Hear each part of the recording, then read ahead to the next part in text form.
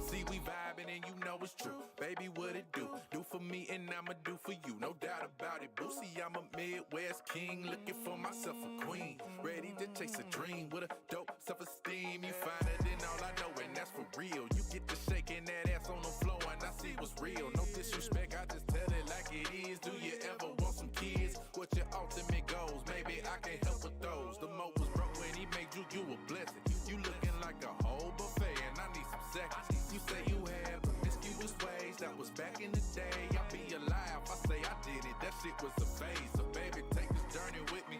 You can pick the time and place, this nigga isn't picky. Smile on your face, I know the deal. Sign and deliver after seal. I can see it in her eyes, this one right here for real.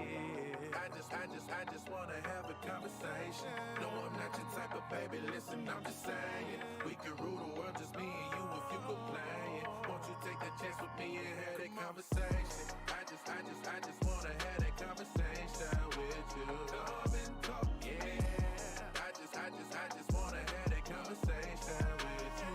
Lady, you so far ahead of these others, just like a ship on the horizon. Picking up on your vibe, signal stronger than Verizon. All the thoughts that I've been contemplating, ain't no time for faking or debating. You the one, ain't no mistaking. Look, I see your swag different. Always carry yourself like you ready and on a mission. I had to know you, I'm tempted. I can see why you timid. Hold up now, baby, listen. Just take that dance with me. I can show you that there's a difference. I'm locked in. I throw away my playaways because you pop in. A shooter always shoot a shot. With you by my side, I guarantee we'll reach the top. I put that on God and then I'll give you all that I got. So baby, take this journey with me. You can pick the time and place, this nigga isn't picky. Smile on your face, I know the deal. Sign and deliver after seal. I can see it in her eyes, this one right here for real. I just wanna have a conversation. No, I'm not your type of baby, listen, I'm just saying. We can rule the world, just me and you if you could play. Won't you take that chance with me and have that conversation? I just wanna have that conversation with you. Come and talk, yeah. I just wanna have that conversation with you.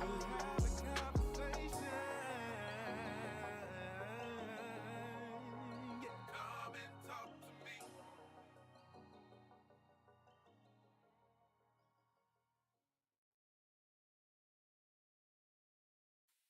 Welcome to the Behind Them Sticks podcast, brought to you by TSWS Gaming. Come and talk to me. Lennard Ray. Come on. Come and talk to me. I just wanna have a conversation. No. Yo, welcome. Hello, everybody, and welcome to another fantastic episode of Behind Them Sticks with your boy Ham Solo 05 Gaming, here with you today on the TSWS Gaming YouTube channel. Welcome, everybody, and thank you so much for giving me your time today. But I have a fantastic guest here today that I'm really happy to talk to. I've had multiple discussions with him on K Mega's channel, K Mega 405, with the GRG podcast. He also does he does regular podcasts with him as well, called The Dev and the Gamer. Fantastic show, really interesting questions that K-Meg comes out with, and fantastic answers from the Don for the most part. But let him introduce himself so you guys can figure out who he is from him better than me. So let's go ahead and get started. The Don, KTR, brother, kiss the rings. How you doing today? What's cracking? I love the KTR. The first time I asked you, I was like, what the hell does KTR mean? You're like, kiss the rings. And I was like, oh shit. Like, you don't even say it as a joke. You don't even flinch. You don't even laugh afterwards. You just say, kiss the ring. And you let it be. Let it be, right? Bruh, that's hilarious. That was an inside joke between Xbot and K Mega. I think mostly Bot came up with that. I don't know if anyone knows Xbot 448. Right. That's where I kind of got my start in regards to that. We became friends, and he did he does these wild intros, and he did Kiss the Ring, and I'm like, okay. And then I had I had a gamer tag that was yellow 5 or something like that in the day, and I'm like, and no one knew who I was, and so I had to start, you know, consistently making my Twitter handle the same handle as my gamer tag, and vice versa. And you go through the whole rigmarole, and yeah, so that's all bots' fault. So I can't take credit for it. Hold on, they're telling me that they can't hear you. So just Can't give hear me me? correct. Okay. All right. So let me just make We can sure do that intros we again. have this. They're telling me to turn him up more, so I'm working on that right now. If you want more volume, I can give you more volume on my end too. Does that help out a little bit? Yes, that does. That totally does. I'm maxed out on my side. Okay, yeah, I can hear you loud and clear now, and I can see the volume on the audio mixer has went up. So let's continue. Is it dancing between green and yellow? That's what it OBS is. wants. It is. Okay, It's green, dancing. yellow. It's all up in the middle of the yellow. That's good. No red on there. Sorry to everyone that's missed the intro, but I was just giving Xbot credit for the KTR, the Kiss the Ring sort of moniker. That's kind of a behind the scenes joke, but that was all his doing with his fancy intros. Okay, so you got so you were already the Don, but the KTR part came later. Well, the Don was Don's my name. So I just thought it would be hilarious just to add the in front of it. And I tell people this, that it's actually my name, and they think I'm lying. So Why? I don't understand know. how that would be a lie. Well, I think a lot of people always go under an alias, and it is an alias. You don't know my last name or anything like that, but Right. but yeah, that's my government name, Don. It's not the Don. I don't put that on my taxes, but you get where I'm going with that. That'd be pretty good. The government would be like, "Oh shit!" But anyways, fantastic. Thank you so much for coming out here. What's up to the chat? Thank you for letting me know about them audio levels and whatnot. Tortoise Hawaii, shout out to you. Cult Classic Cage, shout out to you. Xbox International Podcast, that would be crazy. Louie up in the chat, brother. What's cracking? Good to see you. More and more people will be coming through to check it out. So let's just continue on, and as more people start to fall through in here. But anyways, please let everybody know where. He said Don. She said Don Juan in the chat. That's great. Let me know. Let me know where people can find you and everything like that. I know I listed off, K Mega 405 with the whole like Devin the Gamer and whatnot, but you have more than that now, right?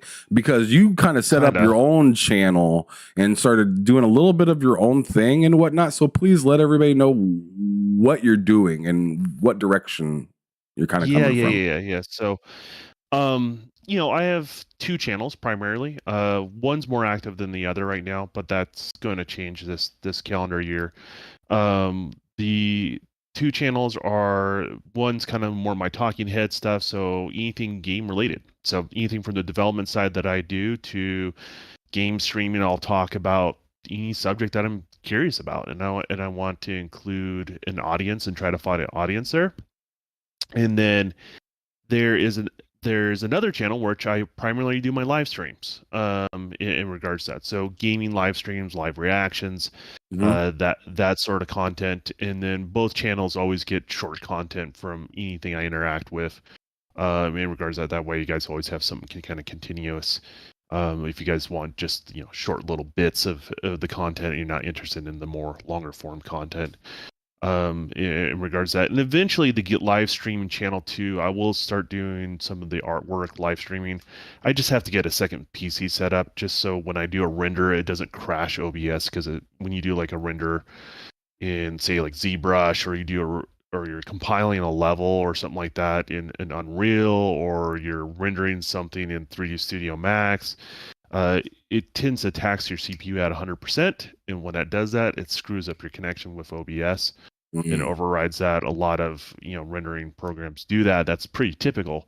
So building a second PC for that application and task, that way I can have something dedicated for the stream and then dedicated for the work, is kind of the next step. Now that will happen down the road on the live stream, and then on the main channel, the Talking Head channel, I have kind of haven't put as much work and effort into it I would like, but I've been doing a lot of little things behind the scenes, my own little notifications, coming out formatting that I like, that sort of thing. So it's coming together. It's just it's a matter of time, right? It's just time is the big issue. It's not money, it's not anything else. It's just having spare time to be able to do it. So Gotcha. All right. So I see where you're coming from now, but I didn't get the chance to ask you before the show, which this is a question that I frequently ask everybody that comes on Okay. to the show. Where did you get started in the sense of gaming? So, like, what console did you have readily available when you were young that that, like, you're bored at home, you can go turn it on and play it? Like, like what'd you have? my earliest Yeah, experience my your earliest earliest experience experience. and I talk about this, but I was raised in the back of a Radio Shack as a kid in the 80s. Oh, shit. Yeah, my dad was my parents couldn't afford childcare essentially. So before I was in kindergarten, before I was in grade school, they made raise me in the back of a Radio Shack. So basically, I sat back there and boxes with styrofoam peanuts. I would play with old broken RC cars. All the type of stuff that like Radio Shack was known for back in the days. If you guys watch Stranger Things, and they have some scenes of Radio Shack, that's exactly what Radio Shack was like back then. People would actually bring electronics for repair. You would repair stereos there. You would do just like almost like an auto shop, right? Like you bring your vehicle in for repair, you bring your stereo in for repair. And so that was the environment I was raised in. And my first gaming thing was a Tandy computer that I fixed as a kid. And what it was is like, since I was bored there, they taught me how to test circuits, and I would mark with a Sharpie when a circuit was bad and all that sort of stuff. So I went through, test a bunch of circuits, and then I had basically two boards, and they taught me how to solder. They gave me like little soldering kits and stuff like that. You follow instructions. And so what I did is I just took, I'm like, well, these resistors are bad on this board, and these resistors are good on this board. Why don't you just remove them? So I removed them, soldered it together, put it all back together as a child. Like, probably didn't screw everything down quite tight enough. So, like when you take something apart, the clamshell of something is always wobbly and all that sort of stuff. But I plugged everything in, and that's what I was doing. I would play games on old Tandy back in the day. And so I started off with PC building before PC building was a trendy thing back in the day. And I was not really impressed with Atari when it came out. So I was kind of the most odd kid gaming story you can think of. But that's where it all started. Was at a Tandy computer. So. Wow, that's random. What were some of the games that you were playing? I don't really know the names because it's before I was in kindergarten, but they had one that would remind me today of like Mass Cross Plus. It was like a side scroller where you would have like a shooting type thing, but you would transform into a jet and you'd be able to fly up and down and do almost kind of like a Pac-Man type layout type of level. They had like a ripoff of was it Donkey Kong? Yeah, it was Donkey Kong Jr. They had a ripoff of that back then. I don't know who actually made it, but that's what it was. They had a ripoff of Pac-Man. A lot of it was just like generic ripoffs of kind of like what you get in some of these game things today. Yeah, that you can buy at like Walmart. It was a lot more of that though back then. I don't think people realized in regards to that. People always remember the main thing, and there wasn't enough to differentiate because you had so many pixels to make something. Like I remember playing something that was a Q*bert ripoff, right? Okay, Q*bert. I remember that. In regards to that, but like, Q*bert wasn't made of very many pixels, so it doesn't really. You know what I mean? You move one little thing here, one little thing there, and it still plays like Q*bert, but it doesn't. Most people, like a kid, wouldn't even recognize if it was Q*bert or not. You know what I mean? So. Gotcha. Tortoise Hawaii Gaming in the chat says, man, we're at a point where we have to explain Radio Shack. We're old. Yeah, well, I mean, I have nephews that I had to explain what a window winder was on my old my old Toyota pickup back in the day, so it didn't Yeah. understand wind-up windows. So I mean, we're way past that. I mean, I think the last thing Radio Shack sold was cell phone cases. You know Oh what I man, mean? the cell phone time. I feel like the cell phone thing killed Radio Shack, bro. Yeah. Yeah. Um, What the was whole the other thing too? pager and cell phone and Yeah. like they turned into a phone store, and it. I don't know about where you live, but where I live, it killed customer service. It murdered it. So like you'd walk in and find out that there's like one or two people working on that shift, and they're both doing like cell phone plan startups. And it'd take like an hour just to get any service from them because they'd be so busy working on that. Yeah, And it's a little they bit of just an looked ordeal. stressed out. They looked like they didn't even want to do it, which I'm sure they didn't want to do any of that cell phone crap. They just wanted to sell stuff. I think the one thing that really killed Radio Shack ultimately is reliability of electronics. Because it was a repair store for electronics. And now things just work in regards to that. Either work or they don't. You know, I talk to people who are like, oh man, you can solder something that's so small. I'm like, no, the circuits weren't that small back then. You know what I mean? Sure. Like now you need a magnifying glass and, you know, some additional tooling that, you know, like soldering now is a whole other level of skill that I don't think I can even repair something with modern day electronics. You know what I mean? Damn. Just because it's so small. Everything's so small. All the little circuits are so small. I've done like little repairs, but nothing like, you know, nothing like replacing a chip or anything like that. So do you think that like if like a series if you have like you own a Series X and let's say it breaks down and it's out of warranty, do you think you'd be able to open it up and fix it based on your previous knowledge of fixing stuff? Depends.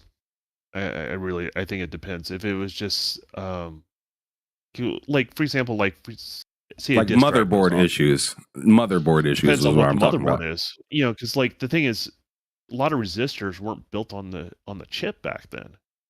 It's just a little resistor on the board, so it was just like a little jumper, right? And you had like a little color code on there that meant what type of resistor it was, and you just heat up the solder on both ends and you pull it out. No big deal. And it was, you know, I don't know the best way to describe like the size. It's about the size of a Tic Tac, right? It was, Okay.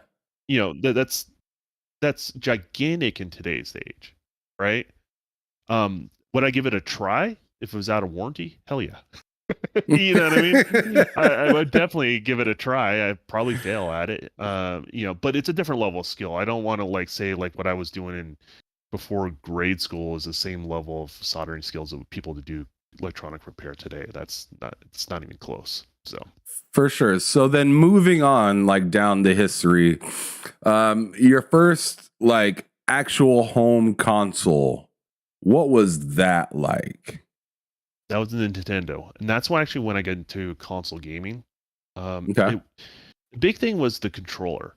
That was the thing that I think ultimately sucked me in on that, and the fact that you're able to differentiate between games a lot more.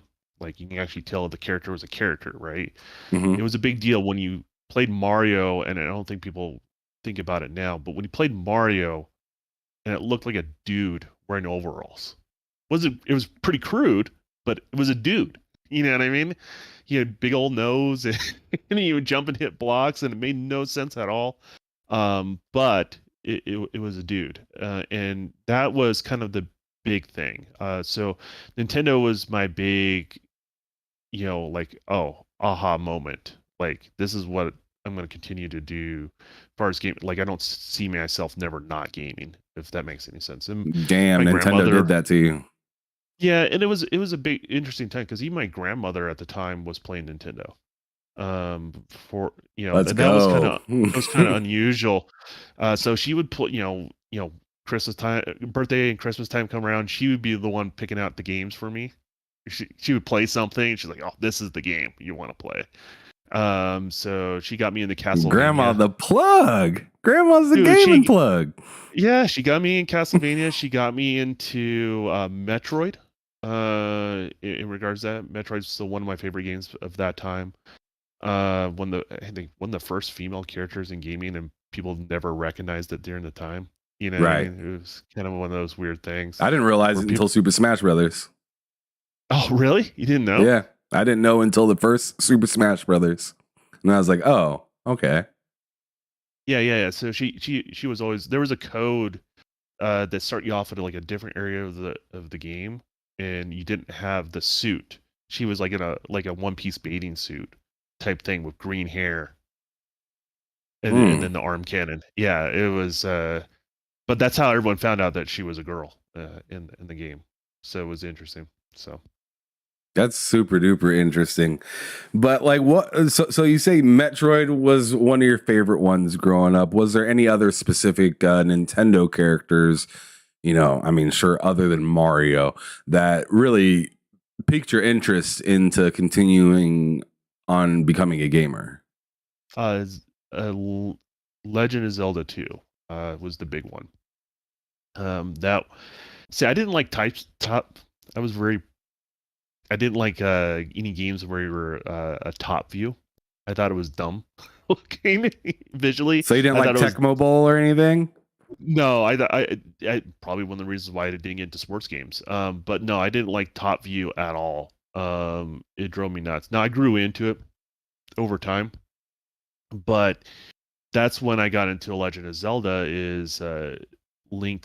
What is it? Link to the Past or whatever it was called. Legend of Zelda 2, because it was a side scroller majority of the time. So you would have like almost like the older RPG elements where you kind of wander around, and then next thing you know, a random battle would occur, kind of like a Final Fantasy sort of thing, and then but then the battle was side scrolling. In regards, I brought you into a side scrolling world, so all the temples were side scrollers, all that sort of stuff. It was also one of the, I think, early games that was kind of dark back then. If you really think about it, like the older game, like the whole story is, since Link killed Ganon, only Link's blood can revive Ganon, was the storyline of that. So when you die, Ganon would come back and return, and that was kind of the story. So I just thought it was a cool story. In regards, I just love that game. Dope. All right. So Nintendo kicked off the history, or at least the home console history for you. Yeah. Did you continue with the SNES, the next generation, or did you bounce over to something else to try something new? I kept with Nintendo all the way until the Wii, and then I kind of fell out of love. I kind of fell out of love with them at that point. In regards to that, so wow, so you had the SNES, you had the 64, you had the GameCube. I imagine you may have had some handhelds within that time. No. Okay. Well, correction. My parents bought the original Game Boy, and it was because it was that weird kind of green screen. I couldn't see it. So when your character would move, it would just turn into a blur. Try to play Tetris, the thing would turn into a blur, so you wouldn't see what the shape is, stuff like that. And that was such a bad experience, I thought. I mean, it was breakthrough to a lot of other people, but I'm like, man, I gotta find the right amount of shade to light ratio to be able to see the screen. Everything's blurry. Like it just was not a great experience. And so, and then the battery life was, I think, better than a lot of other handhelds at the time, but still wasn't great. And so it just got me to the point where I'm like, nah, I'm not really a handheld gamer. Even till today, I don't really play handhelds on anything. So you don't rock with the Switch or the Steam Deck or anything like that? Yeah, it's probably why the Switch doesn't appeal to me at all. Like 50% of the selling point of that console is a handheld. So the other thing is Nintendo's ecosystems. They tend to just keep walling you off each generation, and that started to wear on me as well. Okay. In regards to that, so a new Mario Kart, I would enjoy it. I mean, I'm not gonna lie. A new Zelda that's about to come out, probably enjoy it. Is it high on my priority list? No, it's not. So I'm more So likely. although that you have the past of love and Zelda, this new Tears of the Kingdom isn't enough for No, it's not you. enough to pull me in. No, not at all. That's And I was interesting. for the longest time, I was a dedicated Nintendo. I didn't have other consoles. I didn't have a Genesis. I didn't have the Jaguar. I didn't have. I think PlayStation. I did play a lot of PlayStation 2, but I didn't have the PlayStation 1. I was the kid that was going into a Blockbuster, and I was actually starting at that point becoming an adult, right? But it was had the N64. I would go to Blockbuster, and I would have this tiny little corner for N64, and then you saw PlayStation just take over the whole entire store, right? Right. On the game section. I'm like, oh, I'm missing out. I blew it. And by the time I like it really kind of clicked in, I'm like, oh, this generation's already over. You know what I mean? And so, and then you're like, oh, Nintendo will get them next time with, no, that's when PlayStation put on the gas and did a really good job on the PlayStation 2. So then I guess my follow-up question to that would be like, what got you off of the Nintendo first? Like what was like not off of the Nintendo, but what attracted you other than a Nintendo that you were willing to put money into first? So was it during the SNES or 64 or the GameCube time? Like what was it and when was it? I think around the GameCube generation, I was realizing like, owning one console is just silly, in regards to that. So my approach was, okay, what if I own multiple consoles, what I was going to have. And it really was, play my friends' PlayStations. I'd be playing my friends' Xboxes. And I didn't really decide. I knew I was going to get a Nintendo Wii, because that was going to be my mainstay. And then, everything else is going to supplement that. And then, long story short, I got the Wii, and then I got an Xbox 360 because I think the PlayStation 3 wasn't out at the time. Got a 360, and start playing some games, and then the first one that really got me hooked was Crackdown. Crackdown, wow. So my girl's friend's boyfriend or whatever was into Halo, and I wasn't really impressed with Halo at the time, but Halo 3 didn't come out yet, and if you purchase Crackdown, it gave you early access to the beta Halo 3 multiplayer, and it's kind of one of those sort of things. So you got Crackdown, I'm like, Halo 3, whatever, this game's fun, I want to play this game. Right? So Okay. it introduced me to playing online but cooperatively, and which I love because I like playing cooperatively, like one of my favorite kind of genres, but I hate sharing a TV screen, right? Like I hate doing split screen. Split screen's dumb in my mindset. Like, give me my own screen. You can have your own screen. We can play together, but I want my own screen. I don't want to share, right? So when the 360 came out and like the PS3 and all these other consoles, and they're like, "Yo, you need your own console," you were like, "That's fine." I'm down. I was so down with that. I mean, you get your own damn TV, get your own damn console, get your own damn controller, get I was all about that that life. So yeah, so we're playing Crackdown, and Crackdown was a blast in regards to that. And so I had a great time with that. And then I think we almost finished Crackdown right before the Halo 3 beta came out or whatever. There was like a delay between buying the game and having access to the beta or something along those lines, if I remember correctly. And so we played the Halo 3. I'm like, yeah, that was fun. Like it was kind of like I enjoyed it, but I was like wasn't really impressed by it. And then Halo 3 came out, and I didn't realize how big of a deal it really was until like I was in the midnight launch line with my friends. We had a pack. We had 4 people committed on day 1 to play the campaign. We raced home that night or whatever, and whoever got home first got to play Master Chief. That was the rule. It's whoever started the party. So there was this argument because no one wanted to be all the arbiter characters. So everybody wanted to be Master Chief. And so here's me that's never played a Halo from start to finish. I made it home first. I lived the furthest away too. I don't know what happened. I lived the furthest away. Anyways, so I started up. We played that night. We played on the hardest difficulty and played all the way from point A to point B to the end in one sitting. Goodness gracious. Yeah. So you guys' eyes are bloodshot by the end of it, I assume. Yeah, but we were also younger and just didn't care.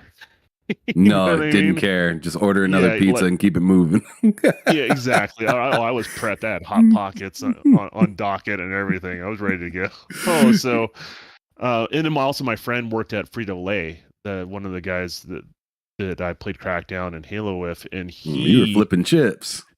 Oh, he had a huge box. He worked at the warehouse. He had a huge box of Frito-Lay products, just packed full. And then before we left, he gave me a box, like this giant box, and just like, here, take this home. So we all had snacks like all night long. So we were solid. So yeah, you had your fuel ready. You were good to go. Yeah. So are you saying that Xbox is like what you transitioned to from I think Nintendo? So. Yeah, I don't think so. I mean, that's what happened. But it was like a natural progression, right? So what was supposed to be my side thing, I ended up always going back to and playing over the Nintendo. Does that make sense? Yeah, your side thing became the main thing. Yeah, so and then when you go look at I go look at the Nintendo, I'm like, I don't want to play Wii Bowling. Is there anything? No, I don't want to use that remote. Like, I just didn't. I just became so uninterested in the console in regards to that. And it was interesting because I was able to sell the Wii because it was really hard to get Wiis back then. Because they were sold out. Yeah, for forever. And I was able to get more for my Wii than what I paid for it at a GameStop. Damn, what? Yeah. That's crazy to get more than when you paid for it, not just from somebody, but from a GameStop. The place is notorious for stiffing you. They would sell it used for more than a new one because I think they're under contract with a new one, but they were so desperate to get Wiis. I was able, and that was like, I had it for like 8 months or something like that, or like less than a year, but it still wasn't new. It just sat there and collected dust in regards to that. So yeah, it was sad to see that kind of transition happen, but at the end of the day, there was more content that was more interested. I mean, the one that finally sealed the deal for me was it was Gears of War. Gears. I swear, Gears is always sealing the deal for people. Gears is another co-op game.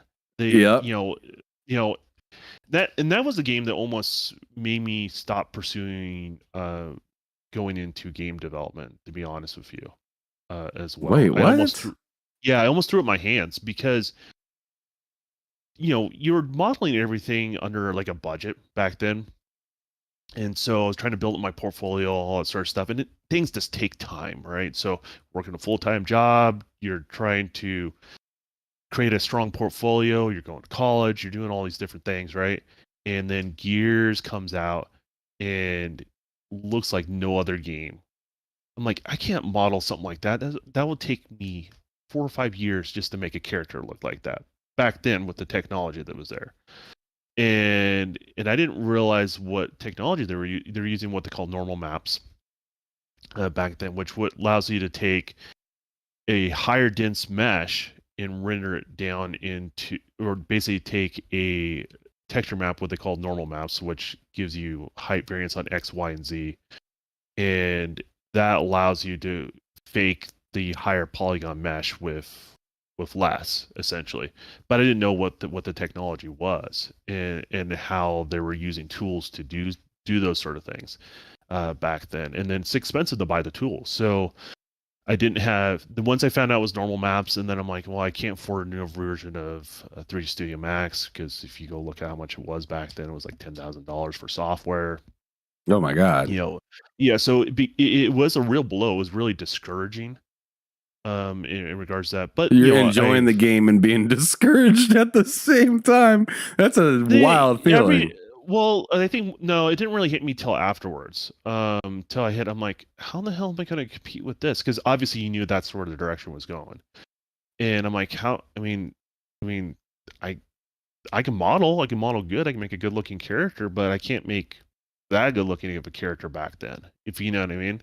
Mm-hmm. And or I could, like I get in my own mindset. I can do a character like that, but man, it would take me X number of years. So now I'm like looking possibly submitting something 6 years from now. Like that's where I was kind of at. And but I got determined. I figured it out in regards to that. And then software tools got better too. So like a lot of normal map, what they call topology, which is different levels of detail, and then taking the highest level of detail and creating a normal map from it. ZBrush was a game changer for me, and that allowed me to take something that would be a year's worth of work and be able to do it in a couple of days. So that was a real game changer. It's basically digital clay is the best way to describe ZBrush. Or there's other programs like Mudbox and stuff like that, the competitors out there. But that stuff wasn't out there at the time. So when they did the first gears and they were doing the locust, those were all clay sculptures, and then 3D scanned. How they did it. Oh wow, I didn't know that. Yeah, so it was very very. They use very unique techniques in regards to that. So that makes more sense because there wasn't programs like ZBrush out there to be able to do stuff like that. And so you're seeing a lot of that sort of technique happening in the Hollywood side of things as well. But ZBrush changed all that. Now I can take a piece of artwork that's a sketch that most people can't even make out what it really is, and I can start modeling from that, go straight into software, right from there. So it was a real game changer. Oh man, well, I'm happy that you didn't lose all confidence in doing it, while enjoying or after enjoying a game. But yeah, it's good that technology came forward to help you be able to develop things quicker, to feel to feel like you're being able to keep up, essentially, right? Yeah, I think it's a challenge for anybody who wants to work in the industry or inspiring on at least the art side of things. Like the technology is constantly moving, and so you constantly have to keep up with the times and the skills, and so yeah, I think it's a normal progression. Anyone who works on the art side of things goes through all that sort of stuff. Things are kind of leveling out though a little bit, graphic wise, right? You can take a couple different generations and you're talking about resolutions. You're not talking about new technologies like normal maps. You get where I'm saying with that? Or Absolutely. you're getting programs like Unreal, which are adopting those high density meshes. You're not even creating levels of detail or normal maps. You just go straight into the engine. So the level of skills that you have to do to be able to get something into a game engine is less of a barrier now, which is awesome. Right. Yeah, it gives you more ability to figure things out, because some things you can completely figure out on your own, and some things are kind of just laid out for you a little bit, so you could kind of just add to whatever you need and just kind of keep it moving, instead of doing all that excess work that you were talking about that you would have to do to make the same thing in the past. So but as you guys see, the Don knows his stuff. He's been around doing this stuff for quite some time. In the description below, I have his information, so don't be afraid to click on it. Go hit the subscribe button and come right back. We'll still be here chatting it up and doing our thing, but please go over and subscribe to him. He has a lot of things upcoming that he's either going to be able to talk about, or maybe doesn't have a whole lot to talk about, but he might have some stuff to show. So, but be patient with that. But just know that he has his channel and he is working to provide for y'all. So, anyways, before we get into the whole, who you are as a developer and, what you're trying to do with content creation and stuff like that, let's finish the subject that we're currently on real quick, because I like to just randomly go off places and then I'll be like, oh crap, I'm no hook. We were I'm no supposed to help talk when it about comes to that. either. Yeah, I know, right? I veer off very easily and very quickly. But to get back on the subject, so if I'm right, you literally rocked with Nintendo until the 360. You had nothing else. No, I would play other things, but I didn't own other consoles up until that point. In regards to, you also got to keep in mind, I think what people have to understand is consoles came and gone from generation to generation. It was a high risk. Let's say if you're in a low income family like I was, you buy a console, is it going to last the generation? You didn't know. You know what I mean? And right. You just, I mean, like, think about the time when Sega started doing all the add-ons. They're like, oh, is going to get support for 32X? Are you going to get support for CD-ROM? Are you going to get support for 3DO, which was ridiculously expensive at the time? Crazy. It was like $600. Right? Yeah. I remember my dad, he was into gaming too as well. He saw when you were able to buy a Neo Geo. He was like, he thought about it. He thought about it for himself. He's like, I'm gonna have the arcade experience at home. You know what I mean? And then I also grew up a PC in the house as well. So we've always built our own PCs, when I was growing up and all that sort of stuff. So so PC was always your run too when Nintendo wasn't rocking. Yeah, well, Nintendo had plenty of content, so I never really up until the Wii, I always had stuff to play, but there was some additional stuff on PC I loved, like the old King's Quest games. Growing up, the Wing Commander. Wing Commander was a big one. Played a lot of Wing Commander as a kid. Had access to Doom when no one really knew what Doom was. You know what I mean? That sort of thing. The first Wolfenstein, I remember playing that. So I played all those when they came out and stuff like that. So PC was hit and miss. Some stuff was phenomenal and some stuff was like, eh. You know what I mean? Like they didn't always have the gameplay down. If you get where I'm going with that. PC definitely wasn't where it's at today at all. Like in the sense of accessibility to games. Like you had the disc or you didn't play the game. That was the way it was back in the day, pretty much. There was no downloads or updates or any of this crap. There was just the disc, and if your if your CD-ROM drive could handle it and figure it out, and hopefully you had enough storage space. I had 4 gigs, and I thought I was on top of the world. Yeah, right. I remember when gigs came out and they said, "We'll never fill this up." I'm like, watch us. You know what I mean? I knew it was coming. I'm playing. Remember the old Myst games? I remember playing those. I played Myst. So PC's always kind of been there. So I've always kind of been like two forms of gaming entertainment, I guess, at all times. I've always had PC in the background, but Nintendo was my main up until the Wii. So. Got it. All right. So, and then you said Xbox kind of broke that cycle. What happened with PlayStation throughout this whole time period?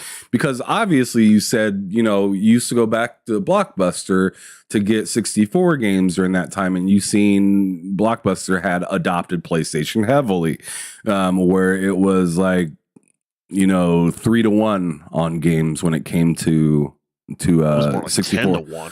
I mean, eventually, especially when the PS2 generation came out, it was just freaking ridiculous. There's barely any Xbox games, barely any GameCube games, but there was a ton of PS2 games. There was definitely a ton of those. Tell me what that was like. Well, so then again, like PS2 was a little different. Like PS2 was like, I didn't know if lightning was going to strike twice for them. Does that make sense? I recognize that they won, obviously, with the PlayStation 1. That was obvious, like, pretty early on to that generation. But, we didn't know lightning was going to strike twice. Like, it's obvious to everyone else now, right? But then it wasn't. So, you're rolling dice again, right? Like, do you do a newcomer like Xbox, which may do something, but traditionally it hasn't? Did you want to go with the PlayStation? which had the DVD player, which was a big selling point, of the console? Or do you go with, and then at that point I was hooked on Smash Brothers. Nintendo was doing a little bit better at getting third-party support at the time. I would actually like the GameCube controller. I'm probably one of the few that do back then. And so you wonder if that's the one to go with or not. And so I went with what I knew. I mean, that's all it really comes down to it in regards to that. And then obviously PlayStation smashed it out of the park again in regards to that. So I think that's the first time we saw that in gaming history, where the dominant console was dominant console twice in a row. That's that is something else. Yeah, so that hindsight, I probably would have got on PlayStation. I didn't have any problem with it. Like I played it, enjoyed it. I just low income family growing up, and I always tried to consolidate my income. That's really all it was back then. If I could afford all of them at launch, I would have bought them all at launch. We all would have, right? Yeah, exactly. So I think if we all could afford consoles, there'd be a whole lot less console war, probably, because everybody would be too damn busy playing and enjoying what they have instead of fighting for what you spent your money on, I guess. Well, people back then were fighting over which was better, cartridge or CD-ROMs or DVD. You know what I mean? They were arguing over the formats, back then. So the same sort of arguments existed back then. I didn't really get overly involved in that sort of portion of it. I just wanted to play games, enjoy my games, and leave it as is. So. Gotcha. Cloaked Onyx in the chat. What's cracking? Good to see you. Says those old PC games had product keys as well as the disc. Facts. Yes. Those CD-ROM drives didn't have anti-piracy protection. They didn't, but they also it wasn't thought that you can actually burn a CD early and back in the day. Wait, you can burn a CD? Right? Like that wasn't a concept. You know what I mean? Right. So to be able to take your own laser at home and burn your own CD was a bizarre concept. But obviously it came around. So I mean, I remember when CD burners came out, and I was like, "What kind of wizardry is this? It still blows my mind." It's insane that you're ripping audio or video and audio data off of a disc, and then you can slap it on a new one. Well, if you think about a tape, I mean, it's just magnets, right? You're reorganizing a magnetic strip that we all played with magnets, so it was easy to understand what's going on there, right? Record, if you were going to record a record, it's just a needle scratching a piece of vinyl, right? So right. like that stuff makes sense as being able to record or make copies of something, but you're using lasers to etch a material in order to make a copy, and then you read it with lasers. Like that was next level. Like that's some Star Wars stuff to us growing up, for sure. Yeah, that's why I was like, what kind of wizardry is going on here? But continuing on, so now that the 360's there, you said the PlayStation 3 wasn't out yet. Did you wind up getting a PS3? No, I skipped the PlayStation 3. It was one of those things that I didn't think, can they hit lightning 3 times in a row? And the answer is no, they didn't. In regards to this. So I felt like my bet was safe to say no on that sort of thing. But I did look at it. I'm like, are they having anything coming out that I want? Things I played on the earlier PlayStations that I must have. Like I was always waiting for bated breath, and it never really materialized. I mean, there's some stuff on the PS4 that materialized for me. There's stuff on the PlayStation 1 and 2 I was very fond of, but 3 was kind of a dud for me. Of the whole PlayStation family, that was the one that was lukewarm.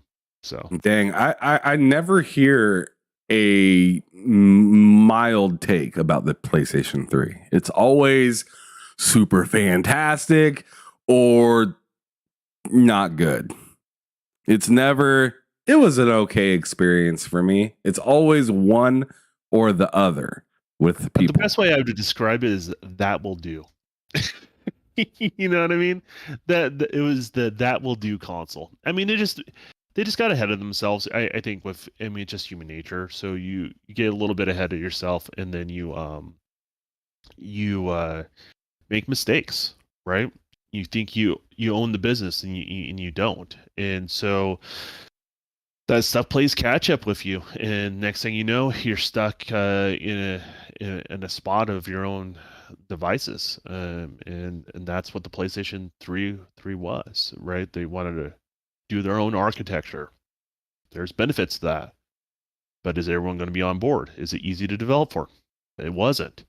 So that's what hurt Nintendo in the past with like other products, right?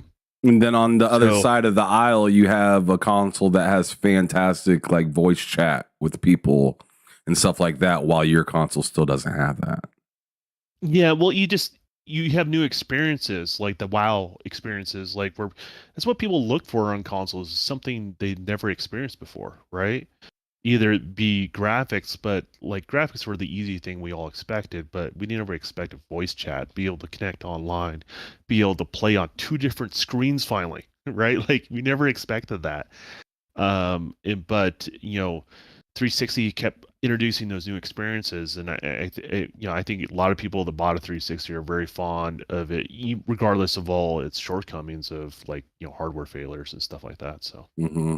I mean, even being able to play your choice of music in any game was phenomenal as well. So you're very correct when you say these new experiences that Xbox was providing at that time really shined, as to where Sony was more or less going for like graphics and big budget items like Blu-ray players and stuff like that to be into their system, 1080 even. I mean, they had some phenomenal things, sure, but they definitely missed out on where society's needs lied, I guess. I think they had a different vision, and I think ultimately at the end of the day, they underestimated the cost of what their vision is, because their vision could have worked. There's no doubt about it. But the biggest problem is it was so hard to program for. Like that was the big. So you have a couple different things. You have difficulty of programming coming up, and newer graphic technologies like normal maps coming up, and those two things alone really hindered the. And it's not that the PlayStation 3 couldn't do normal maps or something like that, but you add these things that are difficulties on the development side of things. This is difficult, that's difficult, and then you start adding all these things on top of one another. They start stacking, and then so that issue becomes support, or you don't have enough time to make something work the way you wanted to do. That's why you always had games that work better on the 360 than the PlayStation. It's not because the PlayStation had the edge as far as power goes, but Xbox had in spades how easy it was to get something up and going on it. And so since they were so easy to get things up and going on it, that trumped the overall headroom power that you couldn't tap into. Does that make sense? Mm-hmm. It's not just about having the most powerful; it's about having power that you can be able to utilize, and that's fundamentally key. And I think a lot of people didn't realize that. I mean, essentially, what you're saying is that you had all this power in your car, but you couldn't turn, and this other car could turn fantastic. So everywhere that you went, this car is smoothly beating you, even though it can't run as fast or as hard or whatnot. Analogy I would give is a bodybuilder is technically stronger than me by all means, right? But I go mountain biking, that bodybuilder is not going to keep up with me. You know what I mean? It's not usable muscle, right? Like he's strong, but it's not usable in regards to that. So that's where the PlayStation 3 fell short for a lot of the development community. Then again, they are still successful at the end of the day. They still made a PlayStation 4. They made a PlayStation 5. So obviously it was just, a speed bump in PlayStation's journey. But it was it was just one of those. I always looked at that console as that will do. PlayStation 1 and 2 were the ones I was really jealous of. You know what I mean? I was always jealous of those consoles, and then I think the PlayStation 4 was. I'm like, yeah, okay, cool. I just had it for a couple games that I wanted to play, and I enjoyed So it. you I ended enjoyed up purchasing a PlayStation finally at 4. it. 4. 4 was my actual console I owned. Your first PlayStation was at PlayStation 4. That is pretty damn wild to think about. And I played the other ones. And don't get me wrong, I played all the previous ones, that sort of thing. But then I was in a different income range. Does that make sense? Where I can have a disposable console. Like, it wasn't a big deal. I can have disposable PC parts. I mean, it was just economics, right? Like, putting myself through school, like all the typical things you do when you grow up, right? Schooling, all your investments so you can become a developer, all that sort of stuff. That becomes a challenge. Okay, so let's jump to that, actually, that generation. So Xbox One's here, it has the Kinect and all that kind of stuff. You had the 360, you enjoyed that. You just got done stating that, I got a PS4. Which one did you get first, or did you not even get the Xbox One? I got the Xbox One first. Okay. I think about a year or two later, I got the PlayStation 4. My general rule is, that I made for myself is, I'll buy another console. I have no problem with that. But for my second console, it has to have 2 or 3 titles I must have in order to purchase it. Does that make sense? Absolutely. So that's the reason why I was a couple years in. Like, I don't want to miss out. I just give me 3 that I must have. I'm in. You know what I mean? And I forgot. What were those 3? I can't even remember what they were now, to be honest with you. Like The Last of Us or Uncharted, or I've never been a fan of Naughty Dog games. And I know wow, because they're you're hitting me with all these wows right now. This is insane. Continue. But I can't remember exactly which ones I played on the PlayStation 4, but there was definitely 3 titles I remember I picked up. Spider-Man was one of them. I knew that was one of them. And that was they introduced it. I'm like, I'm in. It's not out. I'll go ahead and get a console. Get where I'm going with that? Like, because I can play other things up until then. So that's kind of. I remember Spider-Man specifically being the last one I need. I'm like, okay, I can justify it. You know what I mean? So. Got it. Okay. What is it about PlayStation that's just so? I mean,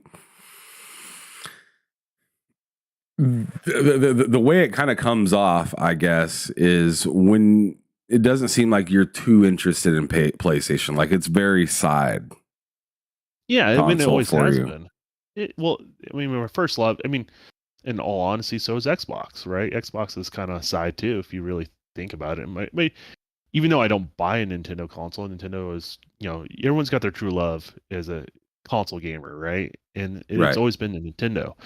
And so Xbox kind of filled in the gap that where Nintendo was, not fulfilling in regards to that. And so, here's the other weird thing about a PlayStation versus an Xbox, right? It's a much different story than, say, like an N64 versus a PlayStation 1, right? PlayStation 1 is, retroactively is the obvious choice because it had all the third-party and first-party support. Does that make sense? Right. Right. Well, you jump forward to all the PlayStation products, they always had competition in the third-party realm of things. So the original Xbox had competition compared to the PlayStation 2 on the third-party support side of things. PlayStation 2 got more, but Xbox got enough, for a lot of people, if you get where I'm going with that. 360 probably had better third-party support.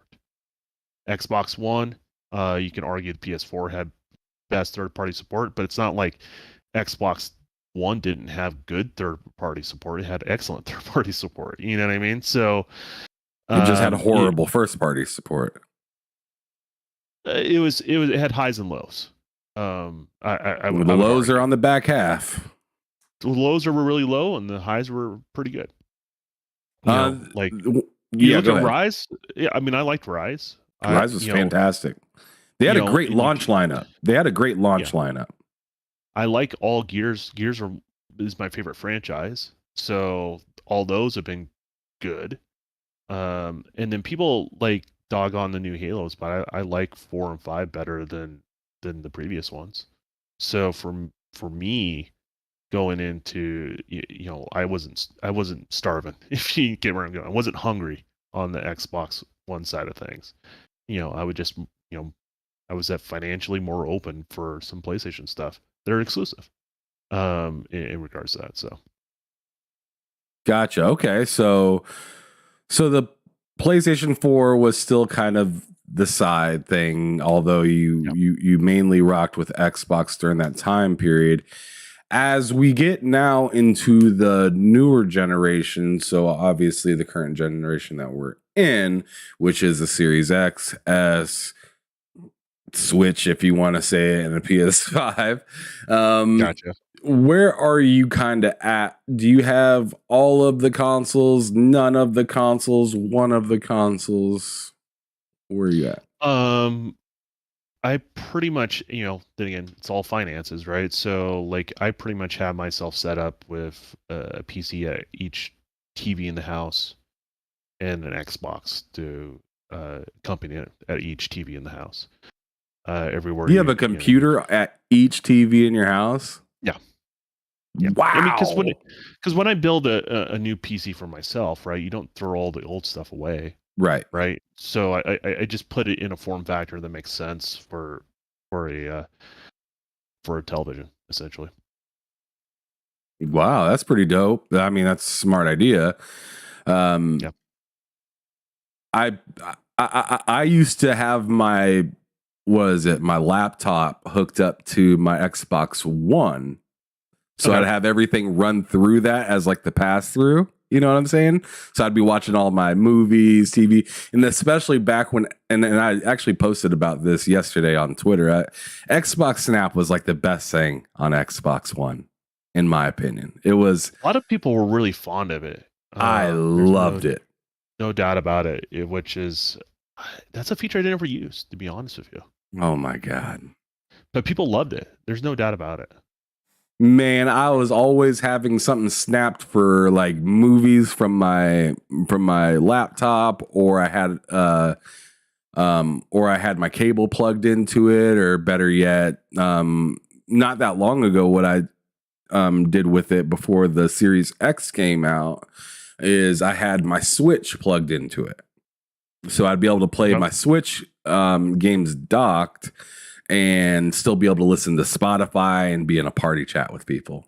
So that was amazing to be able to do on there. How bummed were you when you saw the new Xbox and didn't have that pass through? I was pretty damn bummed, actually. I was pretty bummed. I mean, I understood why they did it, so it didn't keep me away from not getting the next Xbox. It's like, oh, okay, I see what you guys are doing. You guys are trying to be game this time instead of last generation where it was like multi-purpose device.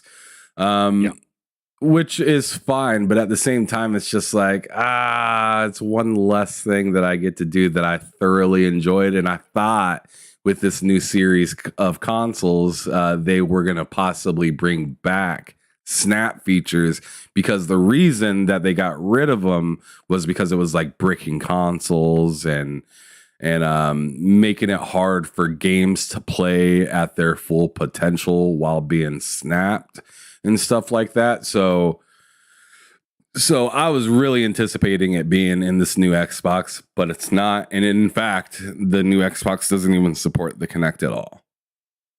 No, it doesn't. Which is, I don't know, I get it. I understand it. So were you? But to me, it's weird that it still has the same dashboard. It's just weird. Were you a fan of the Kinect to the end?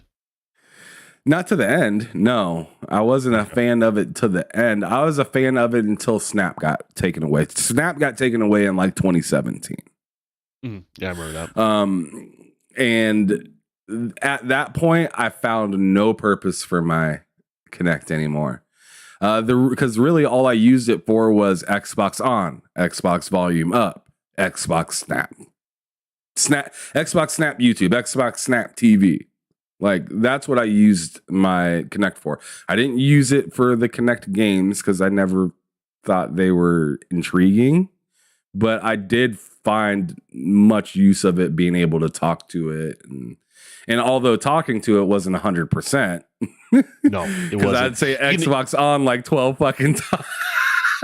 You can put it this way: you can do several things that rhyme with Xbox on, and you can train it to turn on with some more vulgar scenes, which I used to say all the time, just for fun. But yeah, you used to be able to train it. I don't know. Like my thing is, I was never sold on Kinect or not. Like motion controls, like I don't know. I felt burnt on them, to be honest with you. I think the Wii. Well, you had a Wii. Wii made me like. I realized I'm like, this may be a future for some people, but this ain't my future. You know what I mean? And so when it came with the Kinect, and like it didn't bug me that it came with it or anything like that, because there was a lot of hoopla along that line. I'm just like, well, okay, I can use it for video chat if because I send messages to a friend, like took a clip and send it to him, and harassed him because he didn't buy an Xbox One yet, that sort of thing amongst friends, that sort of thing. We harass each other. Look what I can do and you can't. Yeah, exactly. That's exactly what it was. He found one in the next week, but that was the I wasn't sad to see it because I didn't ever use a snap feature. Like I know a lot of people used it. Just because someone uses a feature and I don't use it doesn't mean it's a good feature. It's not a good feature. But I think they just looked at the numbers of how many people actually used it and look at where they're getting beat up on spares, the overhead on their games that they needed for horsepower for games, for development. I think they just wanted to free that stuff up. Because everything takes resources. I mean, that's what it comes right down to it. So, yeah, I get it. I got it, but it didn't keep me from being mad. I was still it stung. No, that's reasonable. That's a reasonable take on it. If it's a feature you used, that's unique to you as a gamer. So be it. I remember because I used Snap the night before, and then got on the next day, and I was like, Xbox snap YouTube, and then it said can't snap, and it said it over and over and over, and I was just like, what's going on? Looked up online and heard that the snap feature is taken away, and I was looking for how do I like roll back my update or something. Like I was so frustrated with it. You fix that, you just buy a tablet. Put it next to your TV. Oh, see, if you want to overlap the corners a little bit, you can do that too, and it would be just like Snap, like no big deal. But no, I get it. I get it, man. I'm giving you a hard time, man. But I get it, man. I get it. If it's a feature you like if you take party chat away from Xbox Live right now, I'd be pissed. I get it. I get it. Like you take that's like the number one rule in like game development, I feel, is, and this is not like really spoken, but you don't ever take away control from the consumer. If that makes any sense. Once you've given them something, you can't take it away. And if you ever look at like when gamers get outraged, you can almost take it to that basic principle on everything. It's like, oh, did they have something before that they don't have it now? And then you'll see a gamer that's upset. It's why people get upset about cutscenes in gameplay. Like, you have a Kojima game with a beautiful cutscene, right? And people would get all pissed off. It's like, stop giving me cutscenes because you're taking away control from the gamer. So every time you see a gamer get upset, you can almost break it down to that most simple thing. And that, I think that's where the industry needs to look at. Is like, are we taking away something from the gamer by doing this? And if we are, you can almost predict that there's going to be a segment of gamers going to be upset. It's the same thing with Snap. Okay, well, before we move on to the next subject, I got to ask. Well, you already told me the answer that you don't have a Switch, correct? You said you haven't came back to Nintendo since the Wii. Is that right? No, yeah, but their library's getting good. Yeah, I'm torn on it, man.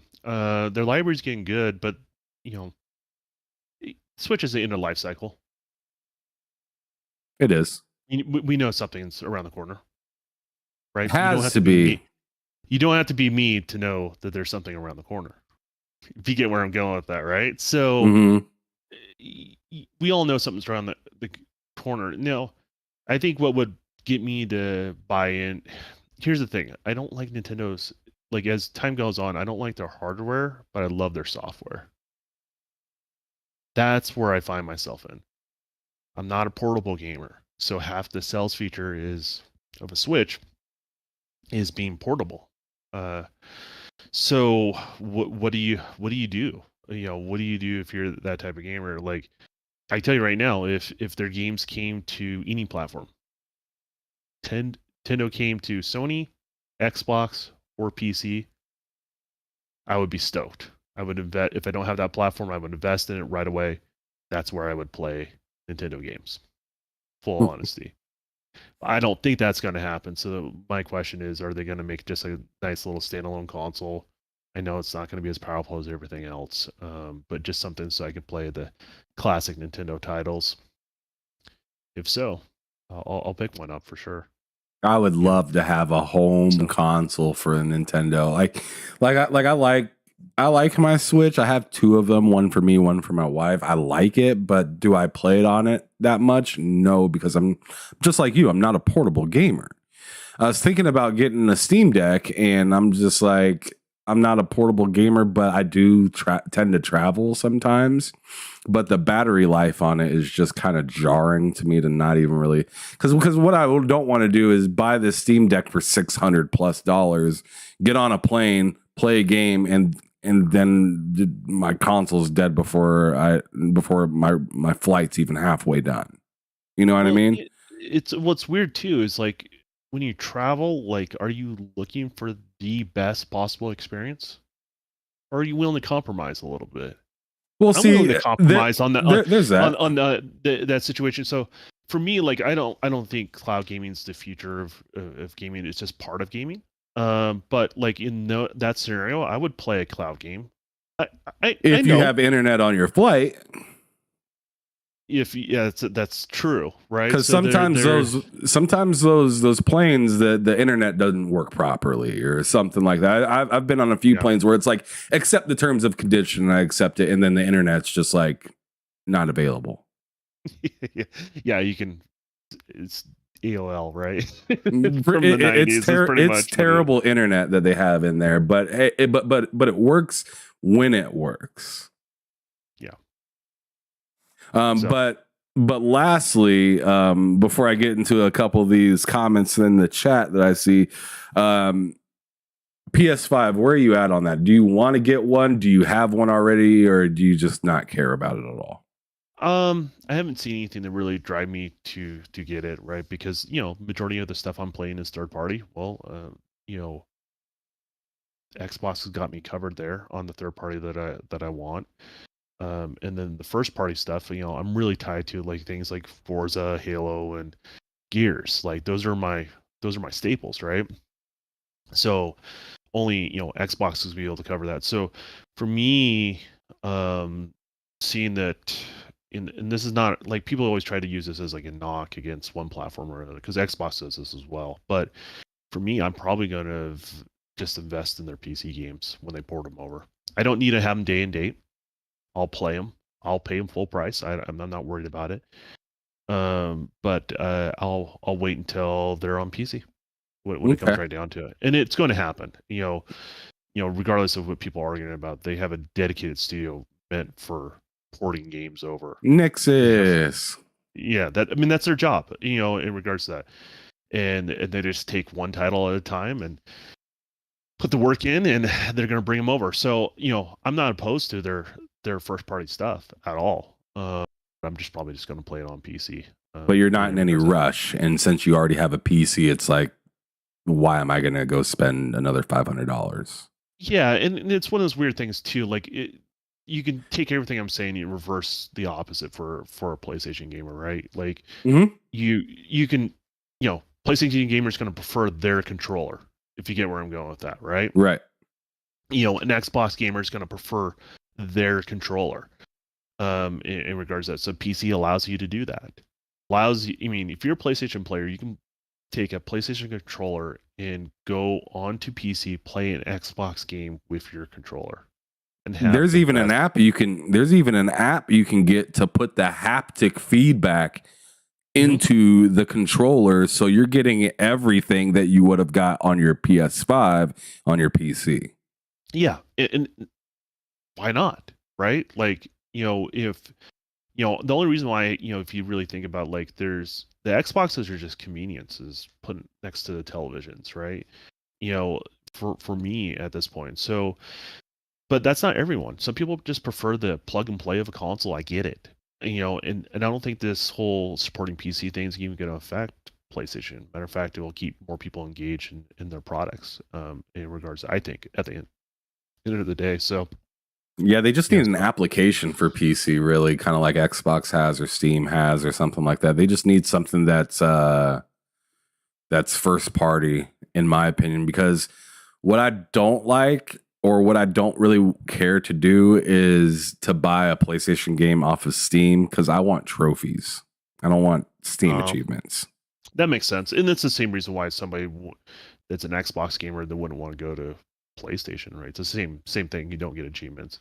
You get like achievements with Steam, but it's not the same thing, right? It's not so it's always seems like counterfeit money. You know what I mean? Like, yeah. If you're a trophy person, you get achievements. Like, what is this, right? If you're an achievement person, you get a trophy. Same thing, and the same thing with whatever Steam has.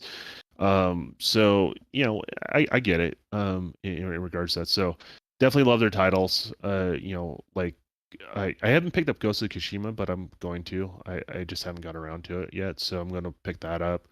But Fantastic game. Yeah. So all the other games, this first party, like then again, it hasn't been a rush, so like it's not part of the conversation. So there's probably some games that are out there on the PC side of things. I didn't know, you know what I mean? So, but it's all about time.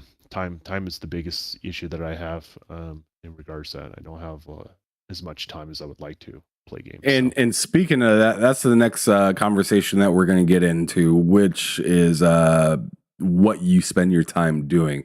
And before we get into that, I just want to shout out the chat.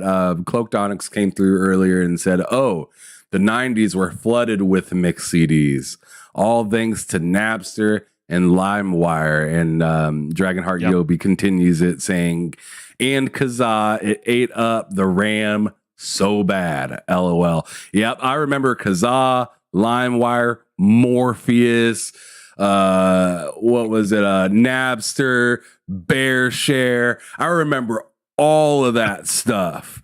And it ate your computer alive. Well, the software is advancing quicker than the laws were back then. I remember that being a thing in regards to that, because I always try to figure out a different way to host in ways that would get around the legal ramifications of that, and eventually law caught up to all that sort of stuff. It was interesting. And then and then the infamous uTorrent came out much later, and that was a mess. That was a mess. I had a whole terabyte just full of movies and TV shows and music, and it seemed to be a thing, because I'd go to another person's house and they'd have a terabyte, and I'd go to another person's house and they'd have one of those things plugged in with the old mini USBs plugged into it with the power cable. Those things were chunky back in the day. Now they're just little tiny guys. But yeah, that was a wild time of piracy back then for sure. It was the Wild West. It was just this gray area. Now it's defined, right? And so in regards to, but I didn't really, people always like try to call foul when I say this, but I didn't really participate in that stuff, because that's how people hid viruses and stuff like that, right? And stuff, and like, if you think about it, you paid $10,000 plus just for a piece of software, and you go through all these licensing problems, and you can only re-license up so many times in a year. You're not screwing around with that shit. You know what I mean? My hard drive literally caught on fire from using LimeWire. I don't know. I don't know. That's crazy. I was just leaving. I just left it downloading and then came back in the room and I could smell, that smell of electric smell of something. And I was just like, God, I don't think that's normal. And I opened up my tower and I found a burn like skid running down my hard drive, and my PC just wouldn't even turn on anymore. So I ended up replacing that stuff, putting it back in, and that's when I was telling you I was so proud of my 4 gigabytes. I was so proud because I went to the store and I bought it myself and put it into the computer myself. And man, I was proud of myself at that moment. What a sense of accomplishment, but it's only 2 wires, right? Right. It's all like color coded and stuff like that. It's not much harder than plugging in a cartridge, right? But the fact that feels like you're not supposed to be in there, but you're able to change it.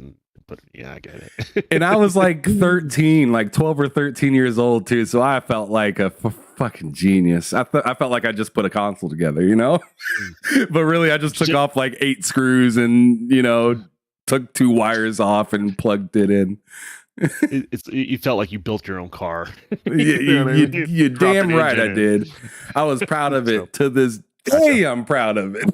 You should know, but that's the thing. People should be encouraged. They should poke around a little bit and that sort of stuff. I think that's important. I don't think people should be afraid of that sort of stuff. The whole point of PC is so you can change things and you're not restricted. So absolutely. What's up, Dark Optimus? He showed up, and same with Matt Likes Games in the chat. I appreciate y'all pulling up today. Dragonheart Yobi says, ask Don about the 3D character model he made of a certain Xbox employee.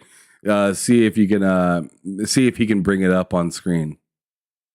I guess I can share it. Let me see if I can find it here. Okay. So this must be interesting. This may mess with the Discord a little bit. So with his layout, pull it up on Instagram.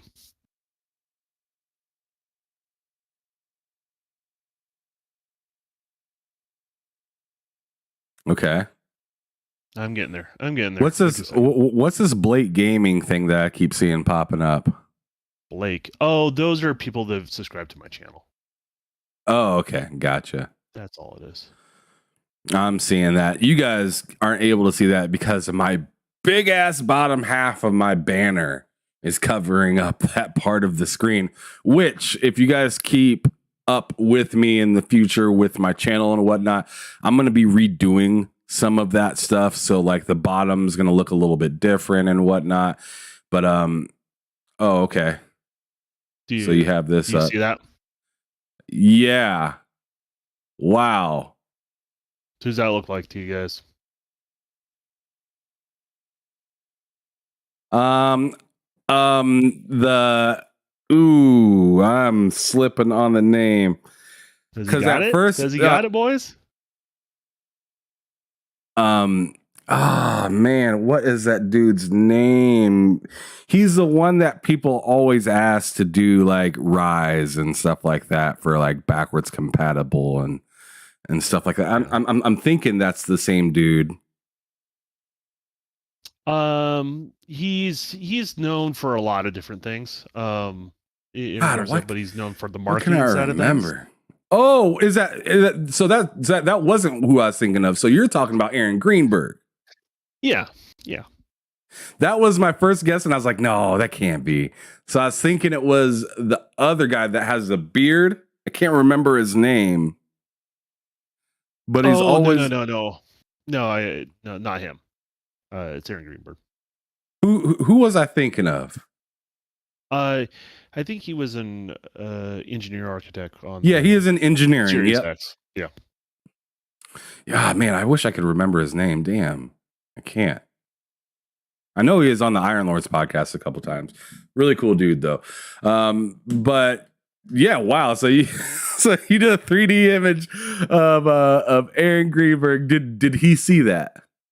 I think he did. We're not on first name basis or anything like that, but it was one of those things where I was bored. You know, like when like a lot of podcasts, so you weren't on camera like this. Right. He I think I was on like a Mooch or a Craps podcast or something like that. And I was, they're talking about the same old subjects where it gets into the console war sort of stuff where, Mm-hmm. and, I'll say my piece, as a creator, as a developer, but at the end of the day, I'm not as invested, you know what I mean? So, Right. so I was bored. I took 3 screenshots of Aaron Greenberg, just a video of him talking or something like that. I lined it up in Photoshop, and then I started modeling in ZBrush, and that took me maybe 1 podcast to do. Damn, that's not bad for one podcast to do. That's just Yeah, like 2 hours, 2.5 maybe. yeah. For back then, it was like 2.5 hours. Do the base model. A lot of the texturing, like the early texturing, wasn't that good. It was just a quick look, quick and dirty little 3D sketch, and then I utilize. There's a technology called MetaHuman. It's kind of an integrated software package into Unreal. So I, imported the model, start using some of their tools, additional like 15 minutes worth of work on it, and that's where you have a fully rigged Aaron Greenberg. In regards to that, it's a little bit stylized, so it's not 100% looks like him, just a little bit like him. Thank you. And then Matt Likes Games reminds me that it's Jason Ronald I was thinking of. Oh, okay, yeah. I just know him as the meme they did when they announced the Series X, and they're like, they had different memes of different length beards, and they were like calling one 1080p, one 4K, or they were calling different T-flops or something like that. They were making fun of him about the length of the beard. It was pretty good. He took it in strides. It was all good humor. So. Then Stank Mall, what's cracking? I haven't seen you in a bit. It's good to see you, brother. So now we're into the subject as to like what you do and stuff like that. So please let everybody know like what you do, what your like plans kind of are, or as much as you can say about what you're working on or whatever. The floor is yours. Yeah. Right now I'm starting my own game studio, and it might be feeling I'm smart enough to do it, but dumb enough not to realize how dumb it is. You know what I mean? So, I'm doing that. So I'm going fully independent, as far as all that stuff is concerned. I've been doing it I've been working on my own stuff, but I've been truly independent, never really committed to somebody else for about a year, now. So that is what I've been doing, making my own video game. I'm actually making 2. A lot of people always think it's 1 game. I actually have 2 games I'm working on, in regards to that. And then I do have some contract work on the side, but I can take that and leave it whenever I feel like I can come and go whenever I feel like.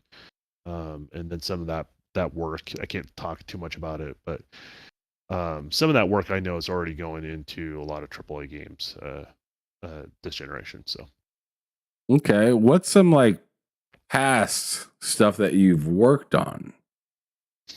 well, that stuff I don't like to talk about. So because the problem is, my Fair opinion enough. as a developer. Well, here, let's explain why. So my opinion as a developer doesn't represent the whole entire studio. I'm not a representative of them. If you get where I'm going with that. Mhm. So I actually kind of get annoyed when developers will say, I work at such and such studio. Well, you're not a representative of that studio unless you're unless you're in the leadership role, right? Of that studio, so certain select people, or you're the person that manages the media side of things. I feel like you shouldn't put that stuff in your profile, because then that allows you the freedom just to speak your mind, right? Like, I also, at the same token, I don't think when studios will fire somebody what they say online, I don't think that's fair either. But they have grounds to do it because you're a representative of that studio. If you get where I'm going with that. So Mhm. I'm a big believer of allowing people to speak their mind. Some people use freedom of speech for things I would never do, right? But they have that freedom to be able to do that, as long as they're not representing the company in any sort of way. They should be allowed to say good things and whatever stupid things they can, because that's the only way people learn is they make mistakes. I feel like in a lot of ways. So that's kind of my take on it. But no, I've worked on a lot of VR stuff. I've worked contract work. And to be honest with you, I'm relatively new. Even though I've been working towards this goal for a long time, I'm relatively new. I started roughly after I met Bot. I was always trying to. It's almost like a professional athlete, right? You're always trying to get in, trying to get the tryout, you're trying to get the job, but you always get turned down for different reasons. Usually, it was lack of experience back then, right? So I was a risk, just like any other hire, right? So what ended up happening is I figured if I can get their ear just enough in a way that I can just get people to at least listen, I would have a chance. And that's all it took, to be honest with you. Years and years of failing at my portfolio, going to school, all that sort of stuff. All it took was me being on a podcast with a bunch of gamers that feel passionately, but presented themselves in a different way than I presented myself. That gave me the opportunity, the chances to get on. So, and once I got in, it took off like crazy in a way I never expected. And now, but what made you go independent now that like you've worked on things previously, you have seen some sort of direction within the industry. All of these tools are different or enhanced compared to where they were previously, obviously. What makes you see all that and say, you know, I'm going at this solo? I don't want to be with y'all. Well, the solo journey almost started before I got hired, because I was starting to already get in that mindset. I'm like, well, if I can't get hired, well, what stops me from being able to make my own product? Nothing. Willpower and money, right? Like that's holding you back. So for me, I just wanted to be able to. So I started creating in those spaces, and then once I started getting hired, I also always had in my contract. Usually, you can't work on other projects when you're hired with other people. You have to dedicate an X number amount of time or effort towards the project you're in, and so I always had it in my contract, as long as I meet my goals, that I retain the rights to my own product, and so that's what I've done, and I've turned down a lot of opportunities in regards to that. And there's not a lot of, if you think about Utah, there's not a lot of studios out here. There's not a lot of game development. EA used to be out here; they're gone. David Jaffe used to have a place out here; that's gone. Hogwarts Legacy built out here. People don't realize that. So that was a more recent title that's been out here. So. A lot of VR companies, that sort of thing. So for me, it's I don't like. There's a lot of problems with California and Washington when it comes to game development. So the only way to be able to do it is start something new in a new place. So that's been my goal. In regards to, I don't know how many people I'll end up hiring or anything like that. My goal is to get to a point where I have such a good product, it makes it so the publisher would feel silly for the publisher not to take on the project, because it's not that big of a risk, if that makes any sense, because it's so far along, and that will allow me to justify bringing on more employees and stuff like that. So, but I already have a story writer, already have sound people, I already have voice actors, stuff like that. Nice. So you already got the process really running so far. Yeah. Like right now, my biggest thing is I want the gameplay to be unique. In regards to that, and I want the art style to be unique, right? So I want something to be iconic where you can just look at a silhouette and you know what game that's from. Does that make sense? Mm-hmm. That level. And I want that with enemies. Like if you look at what's that PlayStation title that has the Hellgas, I forget what that's called. That has the what? The enemy type was called the Hellgas. You know what I'm talking about? This first-person shooter. Like Resistance, or It wasn't Resistance? It was the other one. I forget what it was.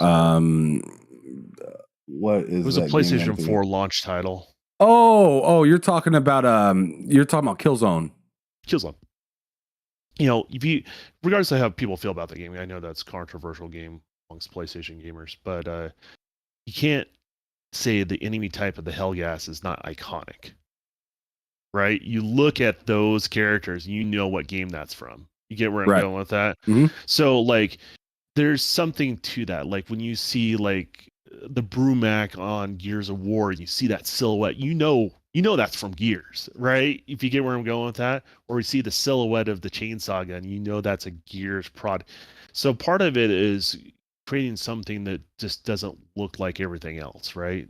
That stands out on its own legs, and it looks unique. And that's kind of my big take that I'm focusing on in the gameplay to be unique. And then there's another. I mean, I can show you. It's not a big deal. There's a side scroller, which is just a side project that I'm doing on when I find a little bit of spare time, or where you have like a mental block. You ever like work on something and like you have a mental block? So sometimes starting another project is my goal. Create that, yeah. Yeah. So what I do is keep moving. So I have a simpler game that I'm working on that's not a priority, but what I do with that is if my creative mind's not working in this space, I can go to this space. You get where I'm going with that? So I'm always utilizing the time that I have. So this is actually, I don't know, it might be a little hard to see. I can see it. Like, so it's a Viking character, like it's like a cartoonish Viking side scroll character. This is the model from the game, actually. I just 3D printed it. So from your game? Yeah. And that's the side-scrolling game that you were just talking about, correct?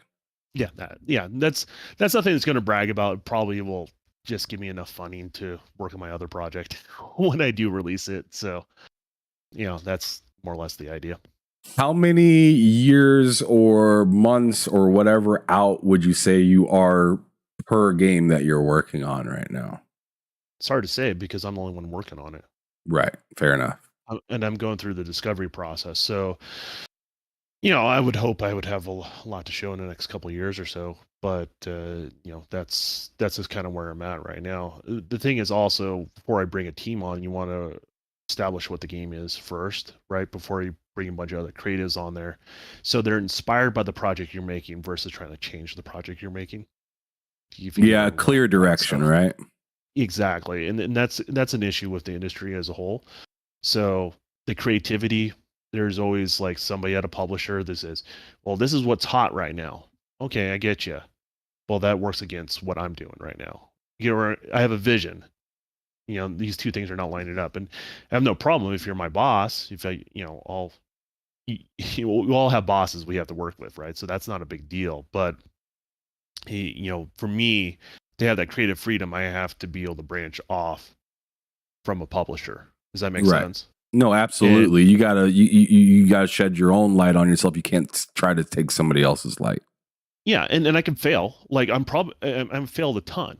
Like, but that's the thing is you have to fail to figure out what works, right? Mm-hmm. So that's part of the process, and that's not something a publisher wants to hear because they want to see success, they want to see progress. So that discovery type thing only happens more in an independent environment more than it does in a publisher environment. So that's one of those things. Like, I'm not against a publisher. Like, they serve a purpose, they serve a role in the industry, but I think you sell opportunity away if you're a studio and you bring a publisher early on to a project versus bringing them later on in a project, right? So it's all about betting on yourself is what it comes right down to it. So I'm in a unique position. I've positioned myself in a way that I can do this now. And so that's what I'm doing. Okay, so speaking of betting on yourself, I want you to kind of talk to the crowd real quick, and what I mean by that is I want you to kind of tell them like what are the benefits and also the not so beneficial parts of getting into gaming as in like the developer sense. So like, let's say you could go back to when you started thinking of this idea. What would be some like pro tip shortcut kind of like things that you would say? I mean, obviously there's no real shortcuts when it comes to developing and stuff like that and creating a portfolio and all of that. There is no shortcuts.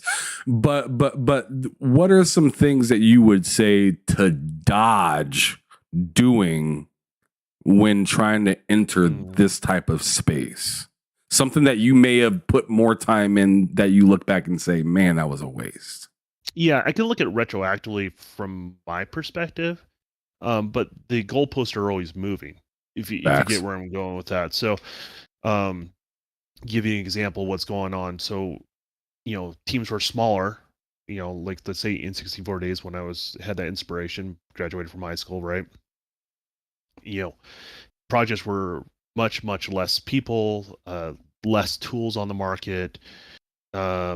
Engines, like the whole licensing engine thing was like a bizarre concept back then. Like that wasn't even a known thing, if you get where I'm going with that. So to what you have today where people specialize, like is going into the art field, I had to basically have to get character rig, which is setting up the skeleton structure inside a model. I would have to do the concept artwork. I would have to do the modeling of the character. I would have to do the texture assets of the character. I had to do the lighting, and then I would partially be involved in creating assets for levels and stuff like that. That's not the case anymore. Like you have people that just do characters. You have people that just do levels. There's people that just do lighting. They specialize in certain things. And when I was hitting that wall, like around the Gears time, and there was actually a good friend of mine that worked for 2K Games. He said, no, you're going about it all wrong. He said, don't worry about budgets. Go for the highest possible quality, and you'll be able to scale it back. That's what we're looking for. And so that changed my whole entire mindset in regards to that. And so that was the vice that got me to where I needed to be today. But now it's like, well, now that the tools are so versatile, you're almost reverting back to you have to be a more versatile creator, if that makes any sense. So you're not specializing just lighting, because lighting is not as complicated as it used to be with, let's say you're using Unreal and using Nanite. Pretty easy to do lighting in that engine. Does that make sense? You're not trying to mimic something that was ray traced with baked in lighting sources. You're actually just have dynamic lighting. If you get where I'm going with that. Yeah. That kind of goes back to what we were talking about earlier with the tools you didn't have available that are now available that make things take less time. So you don't need to have that specific worker working on that stuff. It's already in there. So like me as somebody starting up a studio, so I'm like, well, I don't need a lighting artist. Don't need them. Like, no offense, whether the work they've done in the past, it's great, but do you really need a lighting artist, or is that something that somebody that does the graphics other than me too, as well, can they also contribute? That's just one of those roles we would roll into everything else. Does that make sense? It's not a standalone role anymore. Let's say you have somebody that's less cost for you too. Exactly. So let's just say I'm doing modeling. I'm modeling a statue, right? Mm-hmm. It has millions and millions of polygons, more polygons than you do in levels today, right? I don't have to scale that back. I just drop it into the engine to get it going. That's what's crazy about it now. So I see what you're saying. You're saying your hindrances back then are not the same hindrances at all anymore. No, and so the problem is now you have to start looking at where you used to specialize in something in particular, is what I'm saying, right? Now you have to be versatile once again. Does that make sense? You have to be able, if you're an artist, you can't just specialize in lighting anymore. You can't just specialize in character rigging anymore. You have to know quite a bit more now. That's where the advantage is. I think that's the new meta when it comes down to the art side of things.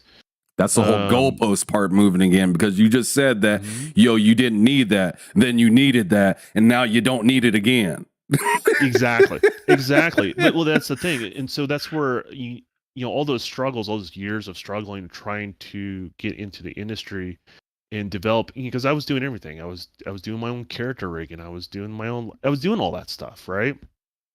So you build up a certain level of skill set and a certain level of versatility, and now they're saying you don't need that. You need to focus on one thing. So I focus on that thing. Cool. Guess what? That one thing is being consolidated.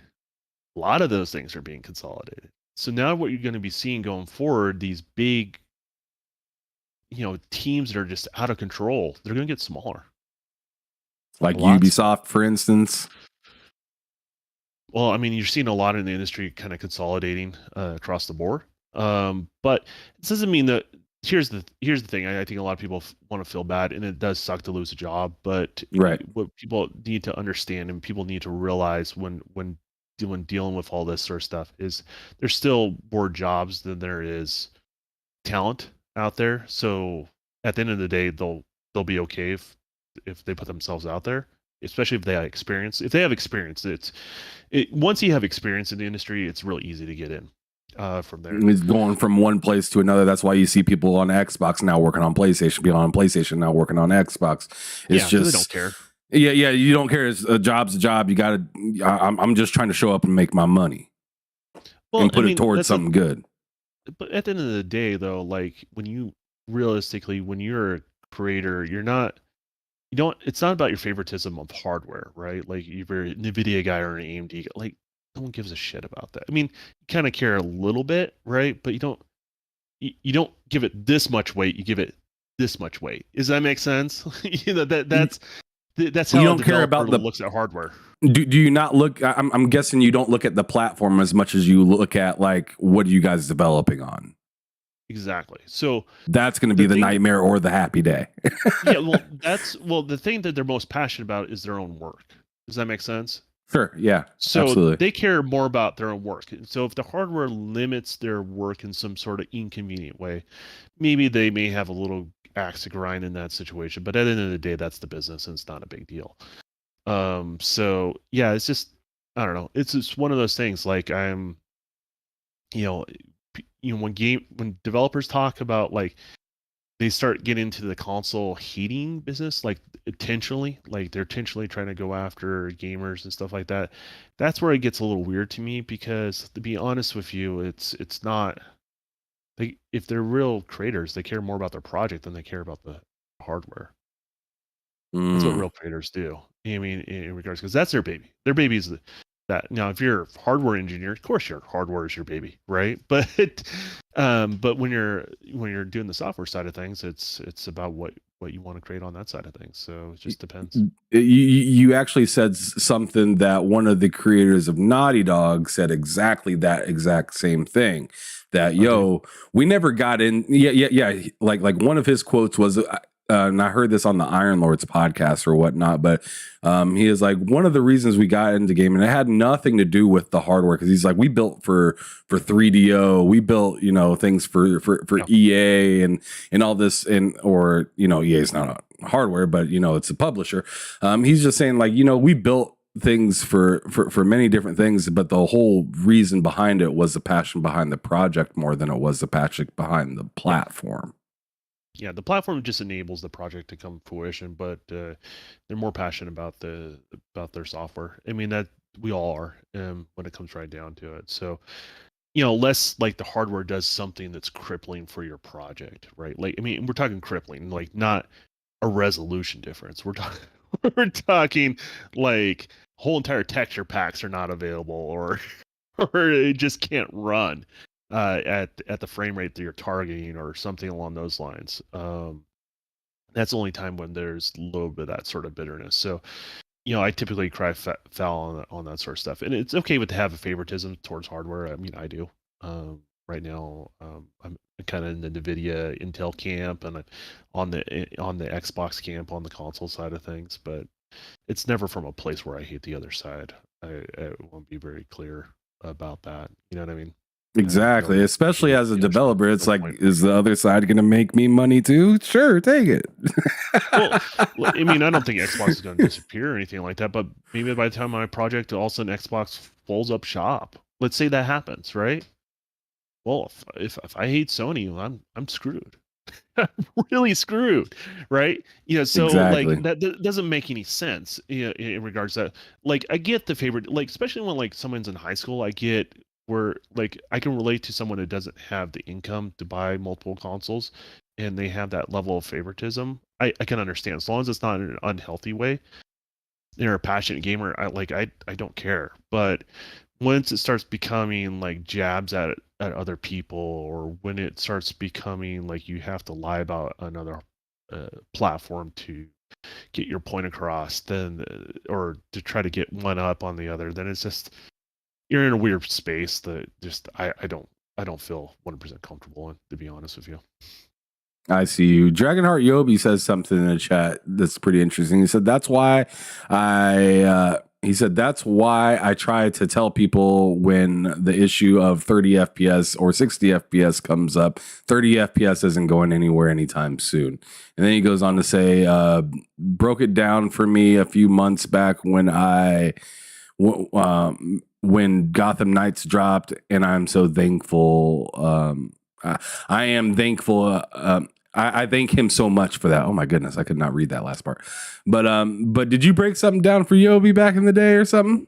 Well, no, this has always been my target. Like, so it's certain people build their reputation out there in the, let's call it the public sphere of the internet, right? Sure. YouTube channels and stuff like that. There are people who are very diehard about frame rate. There's some people that are diehard about screen resolution, all these sort of things. But the thing you got to keep in mind, a lot of developers target frame rate early on. They don't land on frame rate by accident. Does that make sense? Mm-hmm. So it is a fundamental mechanic of their game design. So just like draw distances, just like the speed of a game moves. So they usually will prototype something and they prioritize what's the most important things. And then they design their game around that, and they'll target certain things. So if they make a design choice early on to go with 30, because it gives them these other benefits they want to do in a game, they'll design the animations around a 30 frames per second game. They'll extend, like, what I'll explain to somebody. So you ever see like a comic book where someone does like, like a punch move, right? And it's never in the middle of the swing. It's always where it's fully extended, right? Or where it's wound up. So what they do typically on the animation side of things is they hold the duration of the extended move a little bit more. Does that make sense? So they'll almost have like a ramp up. So they'll have it go really fast in the middle, and then at the end they'll extend it, and then they'll make sure that basically that time of interaction can be a little bit longer too, to adjust for that frame rate. So they have an animation tied to that particular length of interaction, and so everything works smoothly and works properly. That's why when you play some 30 frames per second game, it still plays good, but it's 30, right? And they're like, yeah, because they designed it from the ground up to be that way. You know what I mean? And so there's nothing wrong with doing more. If you have the horsepower, you can do more. Why not? But you do have to keep in mind that like a lot of these developers target frame rates. That's an end goal. Is they'll target a frame rate, and if they target 30, so be it. They know what's best for their game. If they target 60, they target 120. I mean, that's going to be a thing down the road too. That's their business, and it's not tied to it has to be a racing game or it has to be a sports game. It's this frame rate. It's not how that works. It depends on how they design the game. Right. So these games that you may see that are like racing or basketball, it's because they've been working with that stuff for long enough to the point that they can up the FPS or something like that because they're used to it or something? Or is that how it is? It's just their target. It's just what their target is. They know what their game design is supposed to be. And then they prioritize. It's all about prioritization, right? But what is it like then when you're like grabbing, like, let's use Hellblade, for instance. That game was initially 30 FPS. And it was designed to be 30 frames per second. But now you can play it at 60. Yes, because they have more horsepower or overhead. How exactly? I mean, you don't have to go too deep into this, but like how does one go into a game that's already made, that was made for 30 FPS, and restructure it to be a 60 FPS game. Because what I was told in the past, which correct me if I'm wrong, but like it's not as easy as just flipping a switch. It can be. Right? It depends on the game. Oh, so it can be. It depends on the game. Depends on the engine. Depends how it's built. So, for example, so that's a good question. So sometimes you double the frame rate. Certain things are run independently in certain games versus others. So when you double a frame rate, you can go ahead and grab them if you want me to. If you're doubling a frame rate, sometimes it throws off the timing.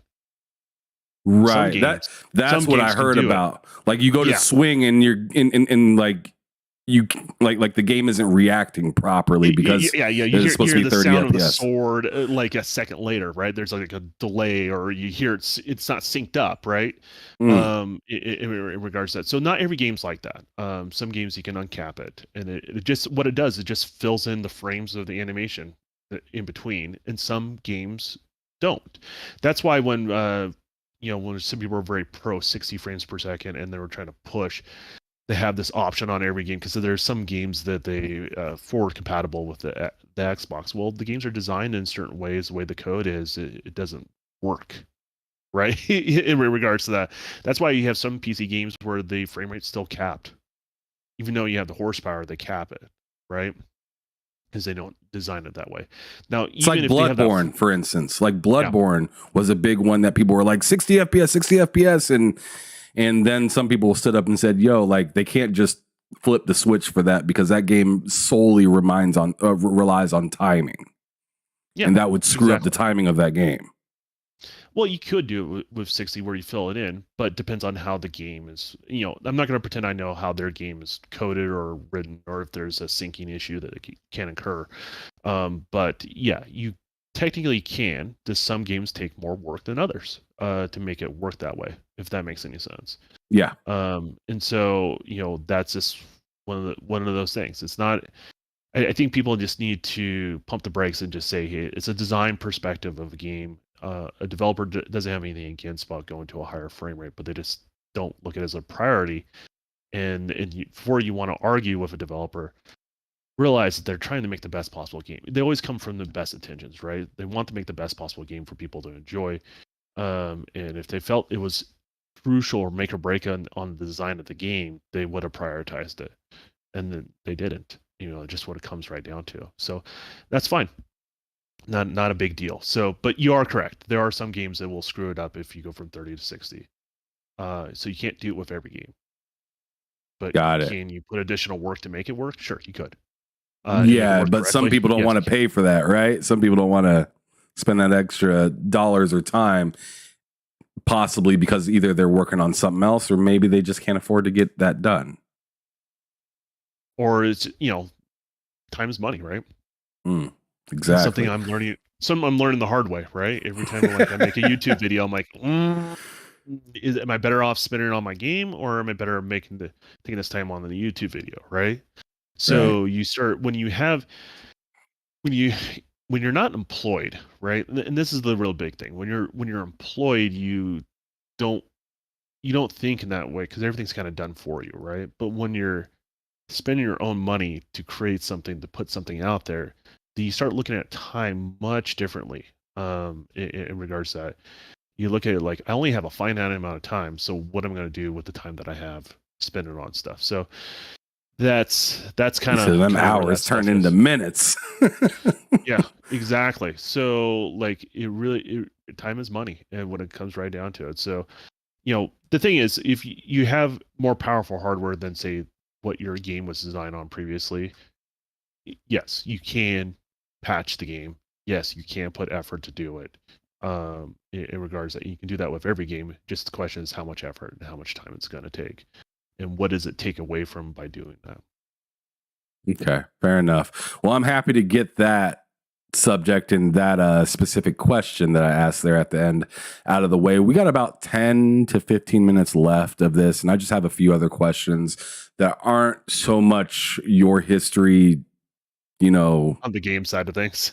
Yeah. But one thing I do want to cover before we move on to like the kind of quick hit questions that I have for you is I want you to go on ahead and, shout out your channel and then also let people know what types of things that you have to offer on the Don KTR channel on YouTube. Yeah, well, the Don KTR is kind of my talking head channel. That's where I have scripted content that I, will do, but roughly about 10 minutes. So that's what YouTube likes, right? So Right. doing roughly the 10 to 15 minute content, talking heads, videos. I'll tackle subjects like frame rate. I'll tackle subjects like ray tracing, things that maybe that it's not meant to like put gamers in a place, but just a resource for them to kind of rethink before they Like a have reference. yeah, like rethink before they have an opinion on something, sort of thing.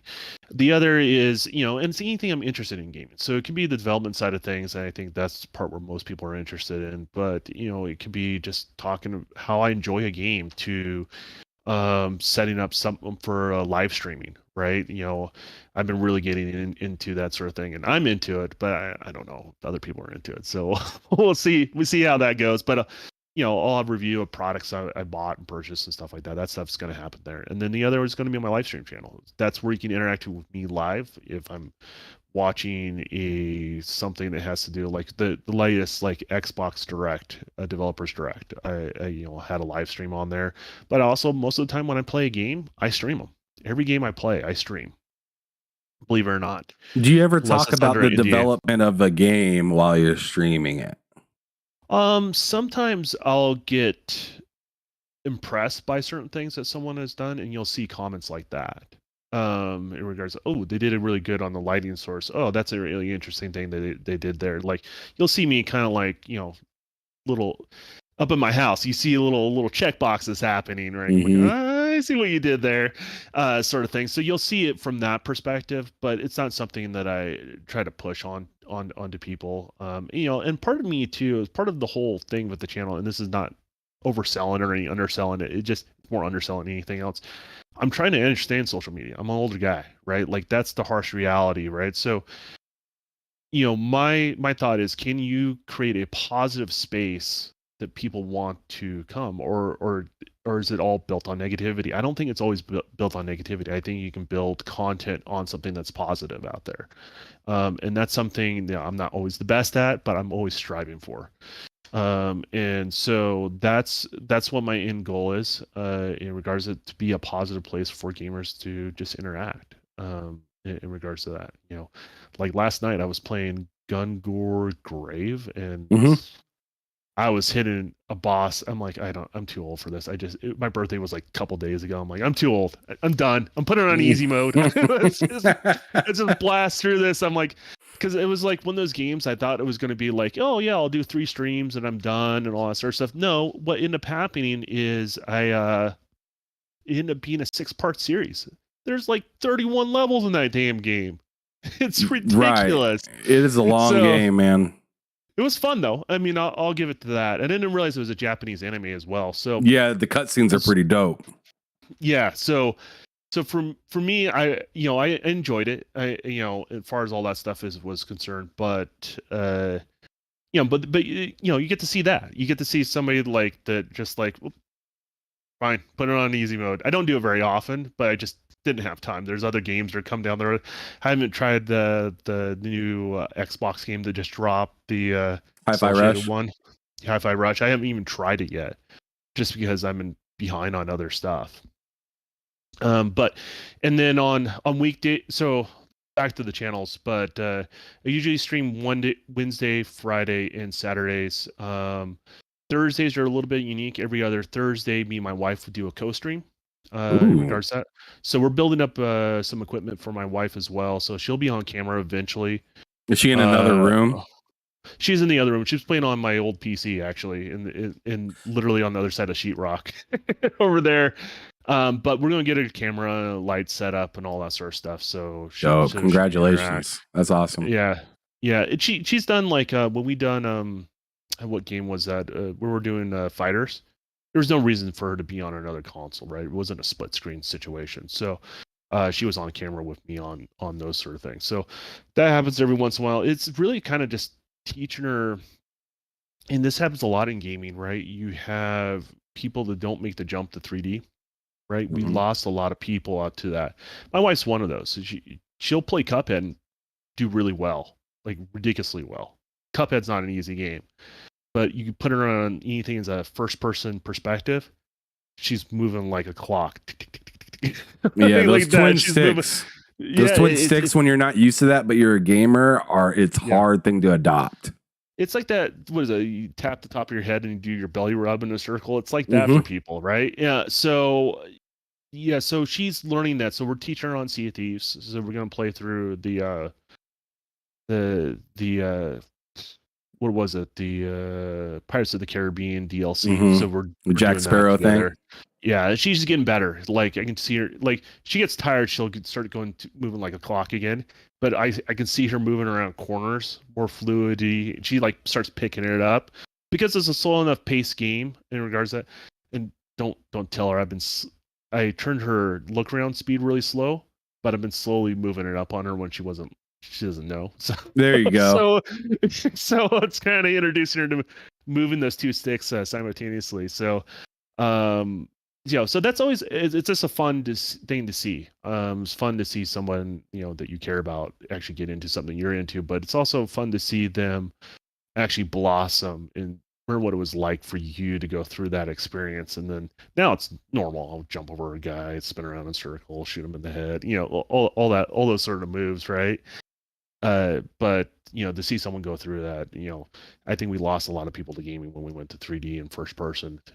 Gained a lot of people too, but we lost a lot of gamers. So that's something we do on Thursdays. So yeah, if it's something you're interested in, definitely give me a like and a subscribe. And I'm trying to get to a point where I have 2 shorts drop a day on the channel. So you'll see small clips of Devin the Gamer. Small bite size of that stuff from the live streams, things like along those lines. So gotcha. I'm happy you got time to plug that in for sure. But let's go on ahead and do some of these quick hitter questions before we get up out of here. Okay. The first one I got for you is, what gaming genre do you refuse or not really enjoy that much to play? Turn-based RPGs. Thank you. Let's go. He said the right answer, y'all. He said the right answer. I've never liked a Final Fantasy. I've been you dislike something, or I would say dislike, you're impartial to something, right? You always feel like you're missing out, though. Right. If I don't I don't like it, but I can see all these people having fun with Final Fantasy. I'm like, I want to have fun with Final Fantasy. I just can't do it. It gives you it gives you a special type of frustration, right? Because I'm not into Final Fantasy either. I don't really like Cloud. I don't but I see everybody else enjoying it, and I'm just like, man, I wish I could understand. So damn cool all the time too. Oh man, it just can't do it. That's exactly what it is for me. I'm just not that big of a fan, and it has nothing to do with whenever you say you're not a fan of Final Fantasy, everyone says, "Oh, you're not a fan of JRPGs," and it's like, "Whoa, slow down." Yeah, well, JRPGs is the thing I'm not a fan of, that genre. Turn-based RPGs, I like having control. I don't like control taken away from me. But turn-based is one thing, but there are still JRPGs that are not turn-based. Well, turn-based is my answer. So I want to be very clear. Turn-based is my answer on that. So. Oh, man. 108 Dragons popped up and said, "Stop it, Ham. LOL, the Don." What's up? What up, Lemon? I called you earlier today. You need to save my number, bruh, because I'm sure you looked at it and said, "I don't know this area code," and put your phone back down. Bruh, I tried to call you. Answer your damn phone. No, it's possible scam call is what it says. What's that now? Does your phone do that? When you get a possible scam call, it says possible scam. It probably says that on your name. Oh, that's Possible ham. Yeah. Possible ham call. Possible ham call. All right. And then the next question. So turn-based are JRPGs or just turn-based in general, just not your thing. What are the best 3 games that you played in the last year? And it doesn't have to be games that came out in the last year, just something that you played, the 3 games that you played. Last calendar year. For me, it must have been Forza. Was definitely the Forza Horizon. The last Horizon was really, really good. I enjoyed that. Definitely not Horizon. I don't know what number Racing. It's one in Mexico. Racing. One. Okay. I was thinking, but then I remembered, hey, that's not out on PC yet, so there's no way you could have played that. So you're talking about the racing game. Yeah, the racing game for sure. Game was fantastic. Yeah, definitely enjoyed that one. That was my top pick of last year. Last year was kind of it wasn't mad. I wasn't like didn't have games to play, but I had nothing to really like that stuck with me. Like I said, the game didn't have to come out in the last year. It's just a game that you played that you thoroughly enjoyed. Top 3. I'll go with this generation so far. Right. So I liked the last Assassin's Creed a lot. The ones that was the Viking.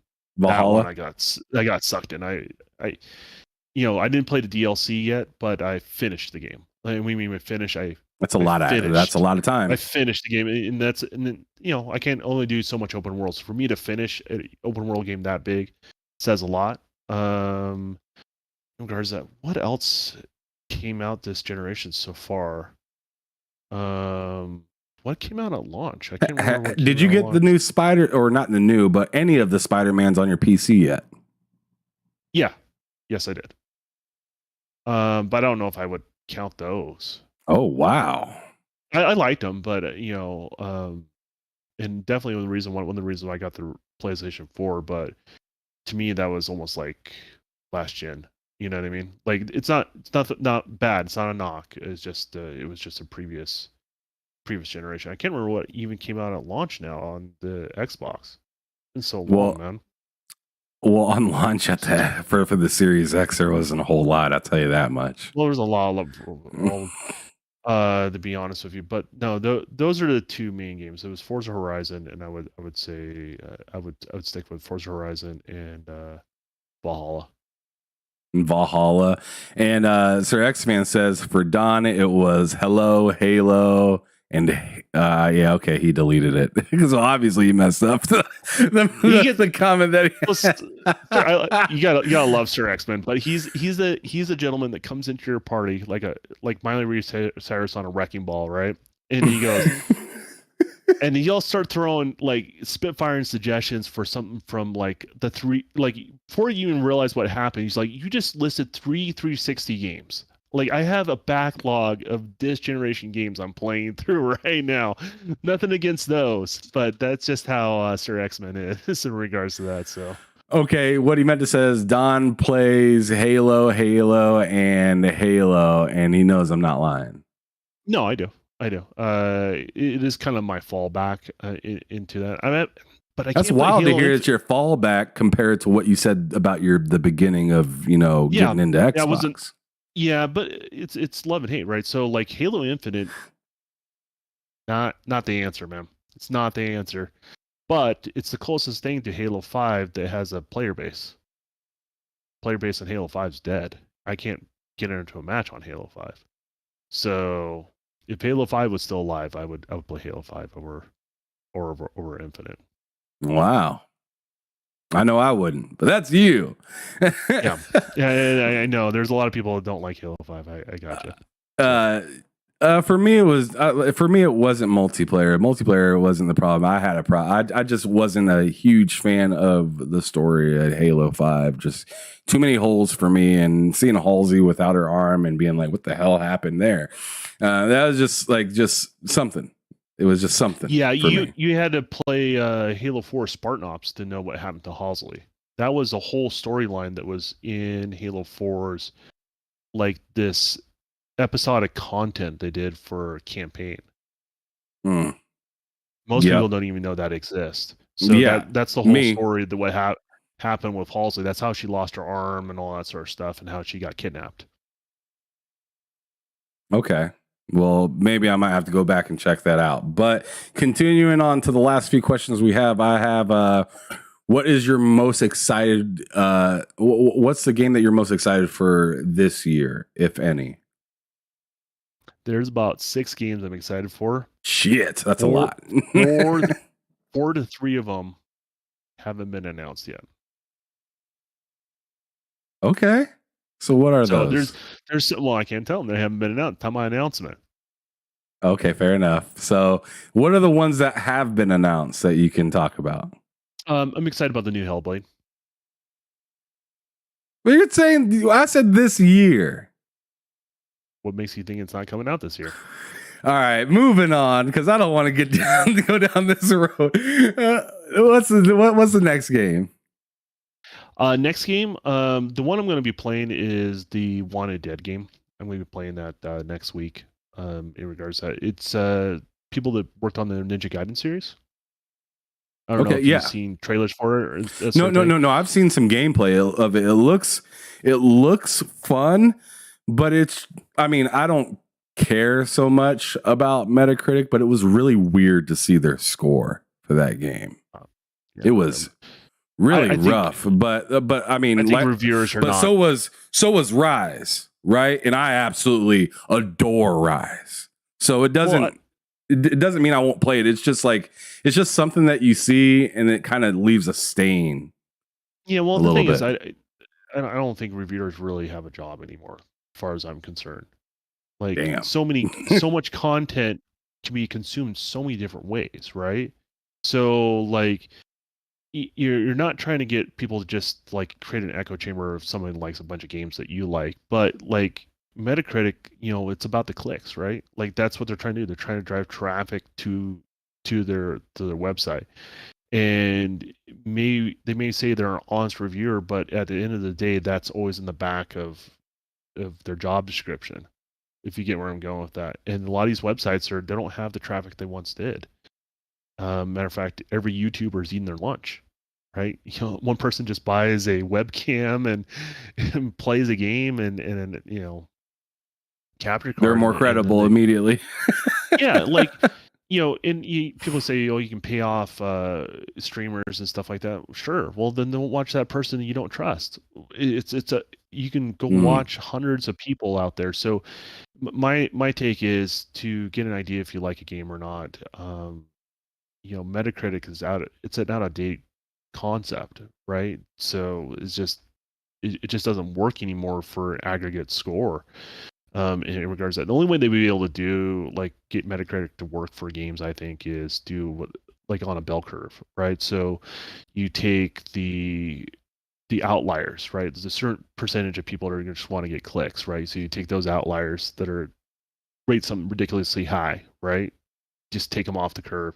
You can take the ones that for example, I think someone rated Hogwarts Legacy a 1, right, on Metacritic, right? So you take that guy off, right? You take those two reviewers off because they're screwing up everything, right? And then you take the average based on that. So whatever you take off the top, you have to take the same percentage off the bottom and vice versa.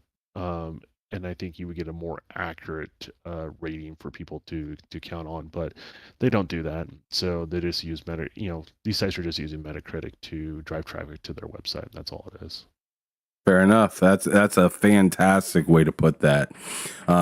In my opinion, I agree with you. It is very outdated, and the way people use that is very, very wary in a sense, more than it is eye-opening. Yeah. So, but to continue on, what are 2 IPs that you'd love to see be remade and come out that are completely dead right now? Completely dead. How about a different take on an existing IP that's really successful, but a totally different spinoff? How about that? I'm sorry, say it again? So what I would really like to do, because Zelda's not dead, right? Right. But I would like to see Zelda Link is an old man, like a crusty old man going on an adventure. What?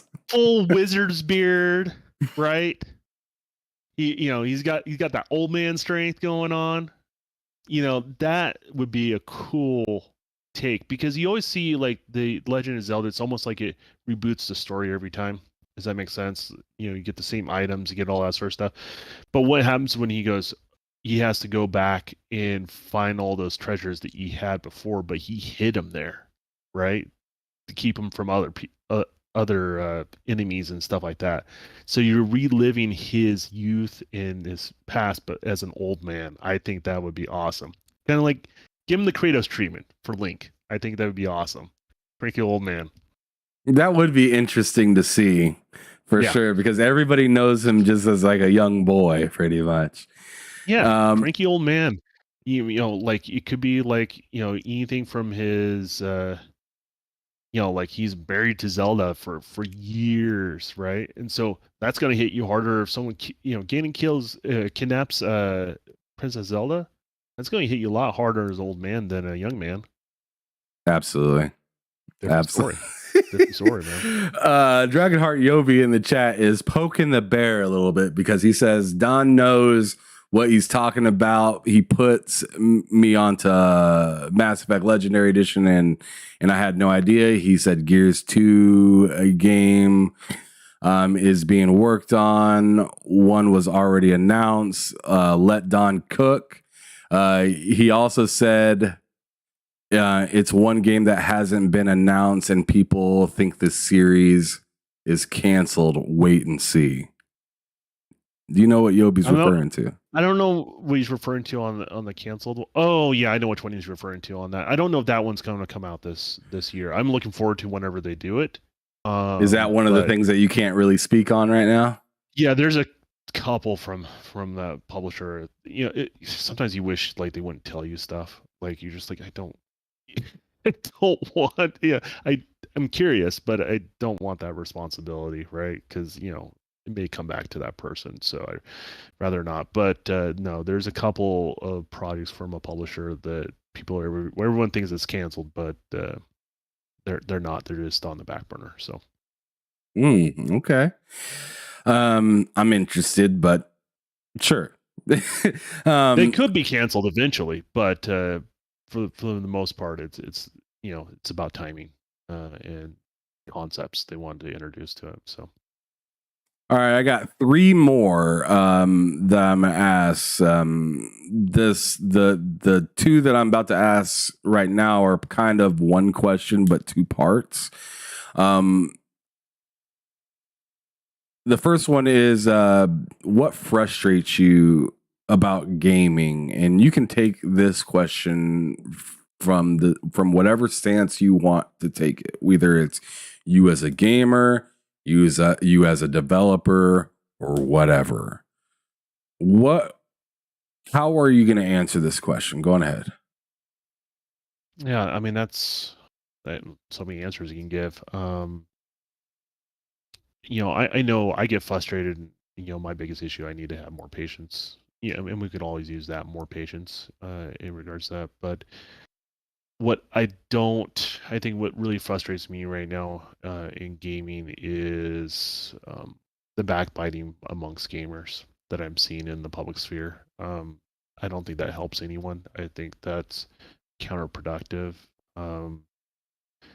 And it happens so much, and it's disheartening in regards to that, because it discourages people from wanting to create content like you are. It discourages those friendships, what gaming's supposed to be about, right? Like I talk about my co-op games, my favorite genre.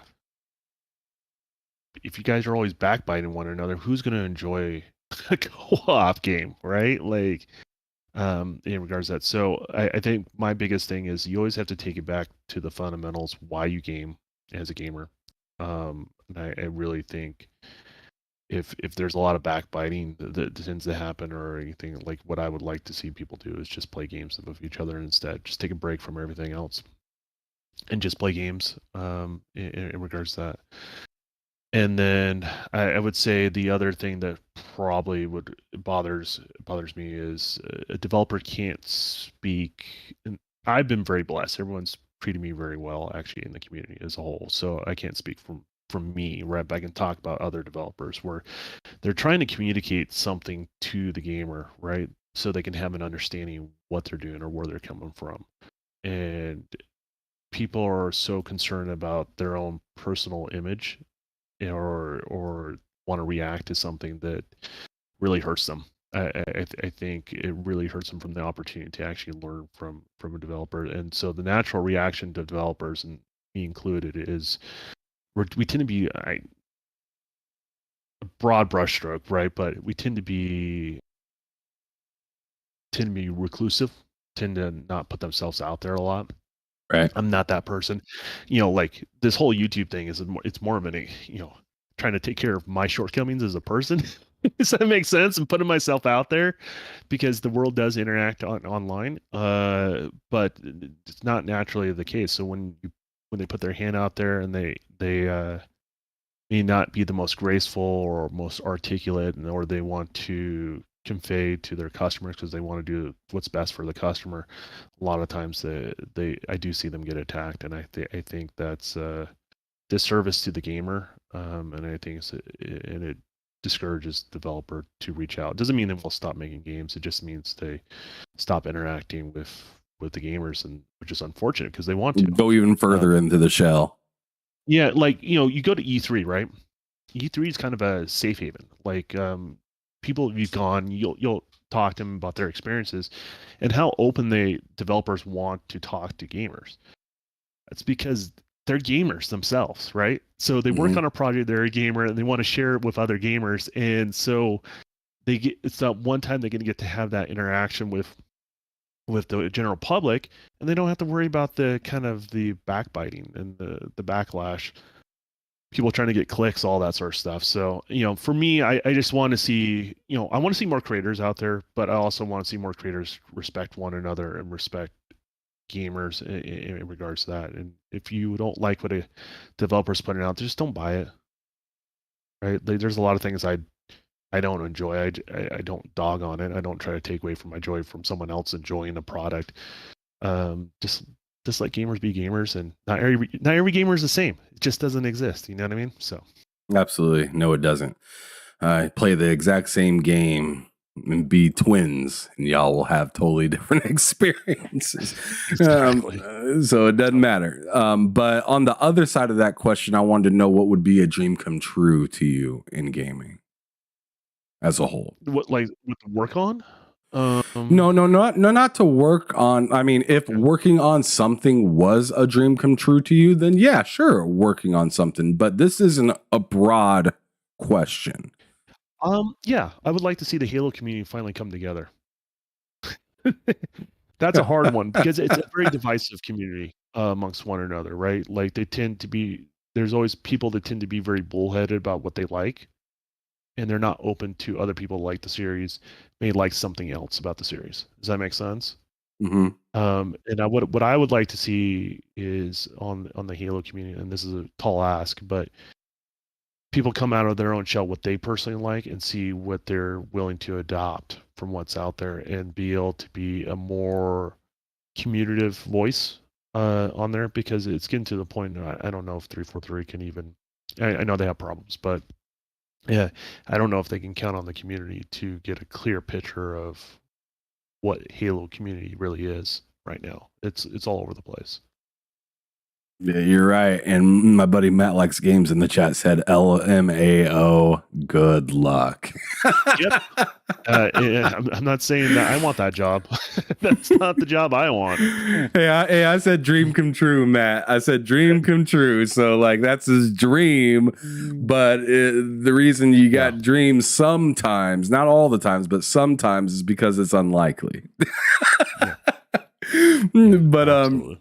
But that's pretty much the end of the show. The last thing that I want you to do, I'll have you do in a couple seconds. But before we get to that, I want you to shout out your channel. Also, let people know, like actually, before you even shout out your channel, I want you to let people know who are some dope individuals that really helped you get to where you are as a gamer, content creator, and a game developer.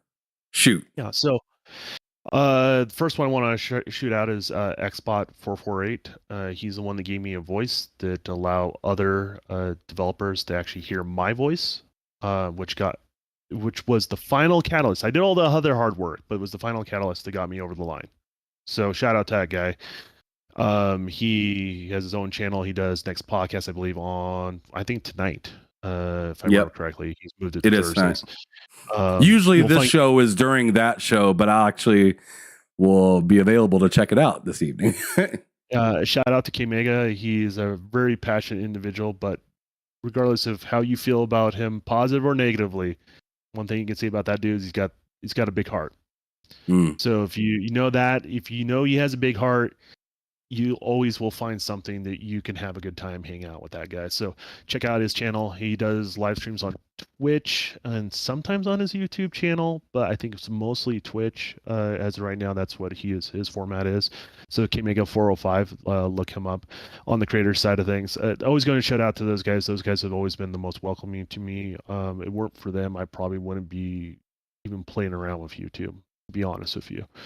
Okay. And then I won't throw his last name out there just because internet's real weird and I know it's a generic name, but his name's David. He's the guy that worked at 2K. He was the lead on modeling the character faces for NBA 2K. Back in the 360 day. So he doesn't do that right now at all. No, he works in the movie industry. So I'm trying to steal him from the movie industry and he's trying to steal me for the movie industry. So we're trying to pull each other from each other's industries now. Tug of war. Like he's incredibly talented. And he's more open to it now because as working on a game is not much different than working on a movie project now. Those two lines are getting closer and closer. He's more open to working into games. He went into movies just because he wanted a challenge because he's a 3D modeler. So huge shout out to that dude. That dude changed the directory of what I was doing. When I was discouraged by one of my favorite games, he's the one that picked me up by the bootstraps and said, "No, got it. You just need to go this direction." In regards to that, and he revealed part of your map. yeah, he put me in the right direction where I can put my efforts and energy, and then I wouldn't be where I'm at without that. And a huge shout out to the development community out here in Utah. Just it's against the grain, right? To be outside of California or Washington in regards to that. And so to keep that thriving, keep that going out here in this state, I think it's important. I think we need to have more development, not just in Utah, but in other states in the United States. I think having consolidated in one area is not a net positive for development in regards to that, and it goes against the grain in every single way. So every developer out here in Utah, that's a big one. So fantastic. So thank you for doing the shout outs and whatnot, but please let everybody know where they can find you. Well, if you put a little wrench next to my name there in the chat, I'll drop the links on the YouTube channel for everyone that's watching. So yeah, definitely. I'll do that for you real quick. Oh Lord. Yeah, absolutely. Sorry, my computer screen is all way away from my camera. There you go. Fix that. You should be good now. Those in. All right, let me drop those in real quick here. So you guys make sure you hit that link that he's about to drop in the chat. That will go to his channels and whatnot. So you guys can hit subscribe or follow on those. Definitely support this brother. He knows what he's talking about. He's been doing this stuff for quite some time. You know how if you rock with me on this channel, you know how I feel about paying it forward to people. So make sure you do that. Support this young man as he continues to drop out content, but also as he continues to develop video games. So Yeah. We're out here because we love video games. Continue to support people like the Don out here that are trying to put in that good work for the right reasons. Yes, and trying to keep my moral compass on the right reasons at all times. That's always a challenge too, right? But yeah, thanks for having me on, man. This is a little bit different than a lot of the other podcasts, and it's a good mix. It's nice to see something different out there. So Definitely, man. I really appreciate you coming. But the last thing I'm going to have you do on the way out of here is I want you to describe gaming in just 3 words. my favorite pastime. Okay. My favorite pastime. All right. So fantastic episode. Thank you to everybody that came out to the channel today, TSWS Gaming channel here on YouTube. As you know, it's your boy Ham Solo signing off, and I'm here to let you know to keep it gaming or keep it moving. Peace out, y'all. Later. Behind Them Sticks podcast brought to you by TSWS Gaming. Come and talk to me, Lennard Ray. Come on. Come and talk to me. I just wanna have a conversation.